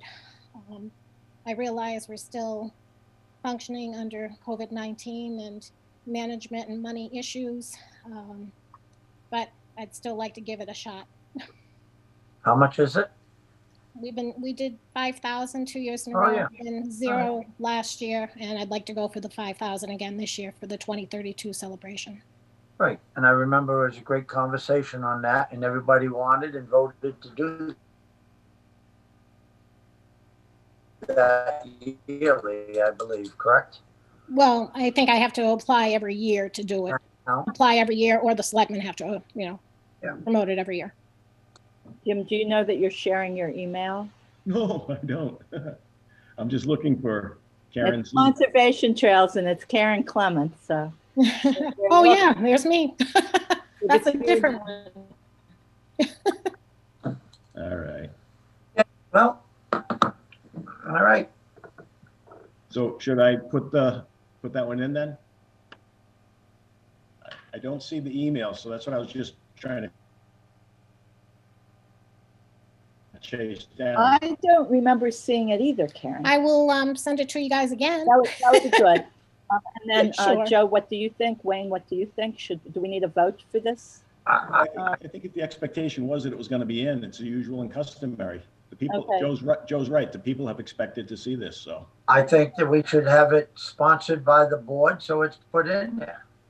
I mean, it was something that was really talked about, and a lot of, people had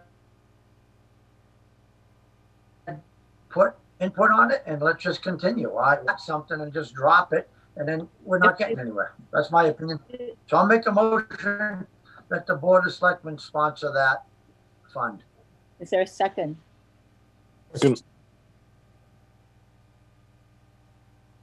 All those in favor? Fred Miller, Aye. yes. Veronica Kell, yes. It just makes a lot of sense to me to do this now instead of in, however many years saying, okay, we need good. Thank you. Good idea, Karen. So, anything else on the warrant articles? Before we go on? Okay. This is a letter from Omni Environmental Group. I think what I would like to do is not discuss it tonight. Jim, I'll bring it with me in the morning. Okay. You should have, I had 2 envelopes that I asked. Well, anyway, I'll bring it with me in the morning. Okay. And we'll get it out to Wayne and Joe. It's about a release of petroleum oils that needs to be dealt with, notifying us of our rights to request additional public involvement activities. And so you want to look at this. Okay. Where is that location? Dewmore Farms, Turnpike Road. It had to do with the, I think the fire in December. Yeah, all right. Yeah, we got to read. Copied the letter yesterday morning, just very quickly to bring it with me. And I thought it was going to get sent out to everybody. All right. So we'll look at that at the next meeting. All right. So 5.1, Town Administrator updates and reports. I think this time of year, my budget reports, which you guys are getting in the standalone meetings, is going to suffice. So I'm good for tonight. Okay. Announcements, updates, and reports. Anything on that? I just want nothing big, but I just want to at least, let people know and also the board. I've reached out to most of the boards that I'm the liaison on, and it was really nice to hear the feedback that, it was nice to see that, Board of Selectmen at least show an interest to what some of their thoughts and concerns were. So I think that's a positive thing as liaisons that we fulfill, if that's our job, to go out there and reach out to them, see what they have to say. So, and I guess I will say this is reports from board liaisons. I guess we're kind of moving on. Tomorrow and next week, Wednesday, the Energy Committee has meetings, and I will be attending those. So I'll report back with anything on the 16th on that. The other thing I want to say, Jim, this one's for you kind of. It's just an idea that I wrote down while I was going through the agenda before this meeting. Using Office 365 trainings. Does Guardian do trainings with sharing files and sharing calendars and those sorts of things? Just a thought, doesn't have to happen tomorrow or anything like that, maybe over the summer when we're all a little less busy. But anyway, just a thought. I did have one, Veronica. Go ahead, Wayne. Jim, I know we discussed this the other day, but the passing of the Selectmen in Pepperell, just acknowledging the fact that he was a long serving town employee and Selectman. So his name is escaping me right now. I don't have it in front of me. Mr. Grayhead. Yes, that's right. Thank you. So just want to take a second to acknowledge that. Have a moment of silence. Yeah. Yeah. Right.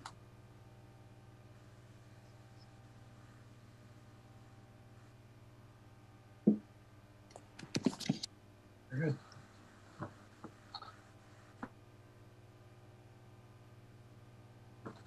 All right, thank you, everyone.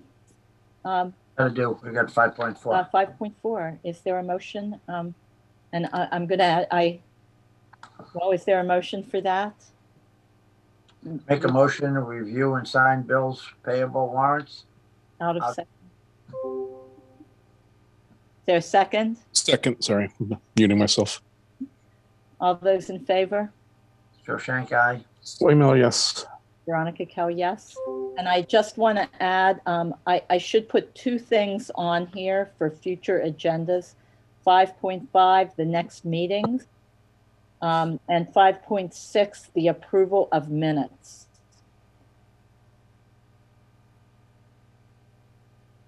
I know that there are minutes in a shared file. Just keep forgetting to put them on the agenda. So if we could make that just a regular part of the agenda, so we get our minutes up to date as far as approving them goes. So Yeah, I think that's important too, Veronica, because there's going to come the point I'm not here and you're going to be the only one that was at those meetings. So. Right. That's exactly right. So could we put 12/15, 12/22, the first one in January, and if we could, the last one in February. I'm thinking if we, so 4 of them for the next meeting. And our next meeting is Saturday at 10 a.m. Did we decide to keep it at 10 a.m.? Yep. I thought that was the following week. Is it? Yeah, I thought we did every other. No. No. We're going this coming week again, and then skipping a week, and then going to. I have the 6th, the 13th, skip the 20th. Yeah. And do the 27th, all at 10 o'clock. Right. Yeah. All right. I might have a conflict then. I'll just have to figure it out.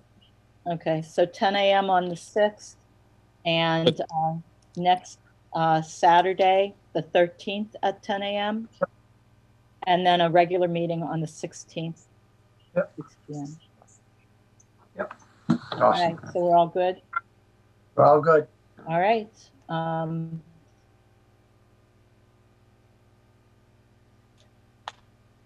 Do I have a motion? We close the regular meeting at 9:35. Enter into executive session in pursuit of General Law C 30A S 21A3 to discuss strategy with respect to collective bargaining or litigation if an open meeting may be detrimental effect on the bargaining or litigation position of the public body, and the chair so declares as a union. And we will not be returning back to open session after. Second. All those in favor? Joe Shank, yes. Miller, yes. Veronica Kell, yes. Thank you, everyone. Have a good evening. Jim, are we just staying on this, Jim, or what are we doing? We'll just stay on, and we'll have a couple of folks. Super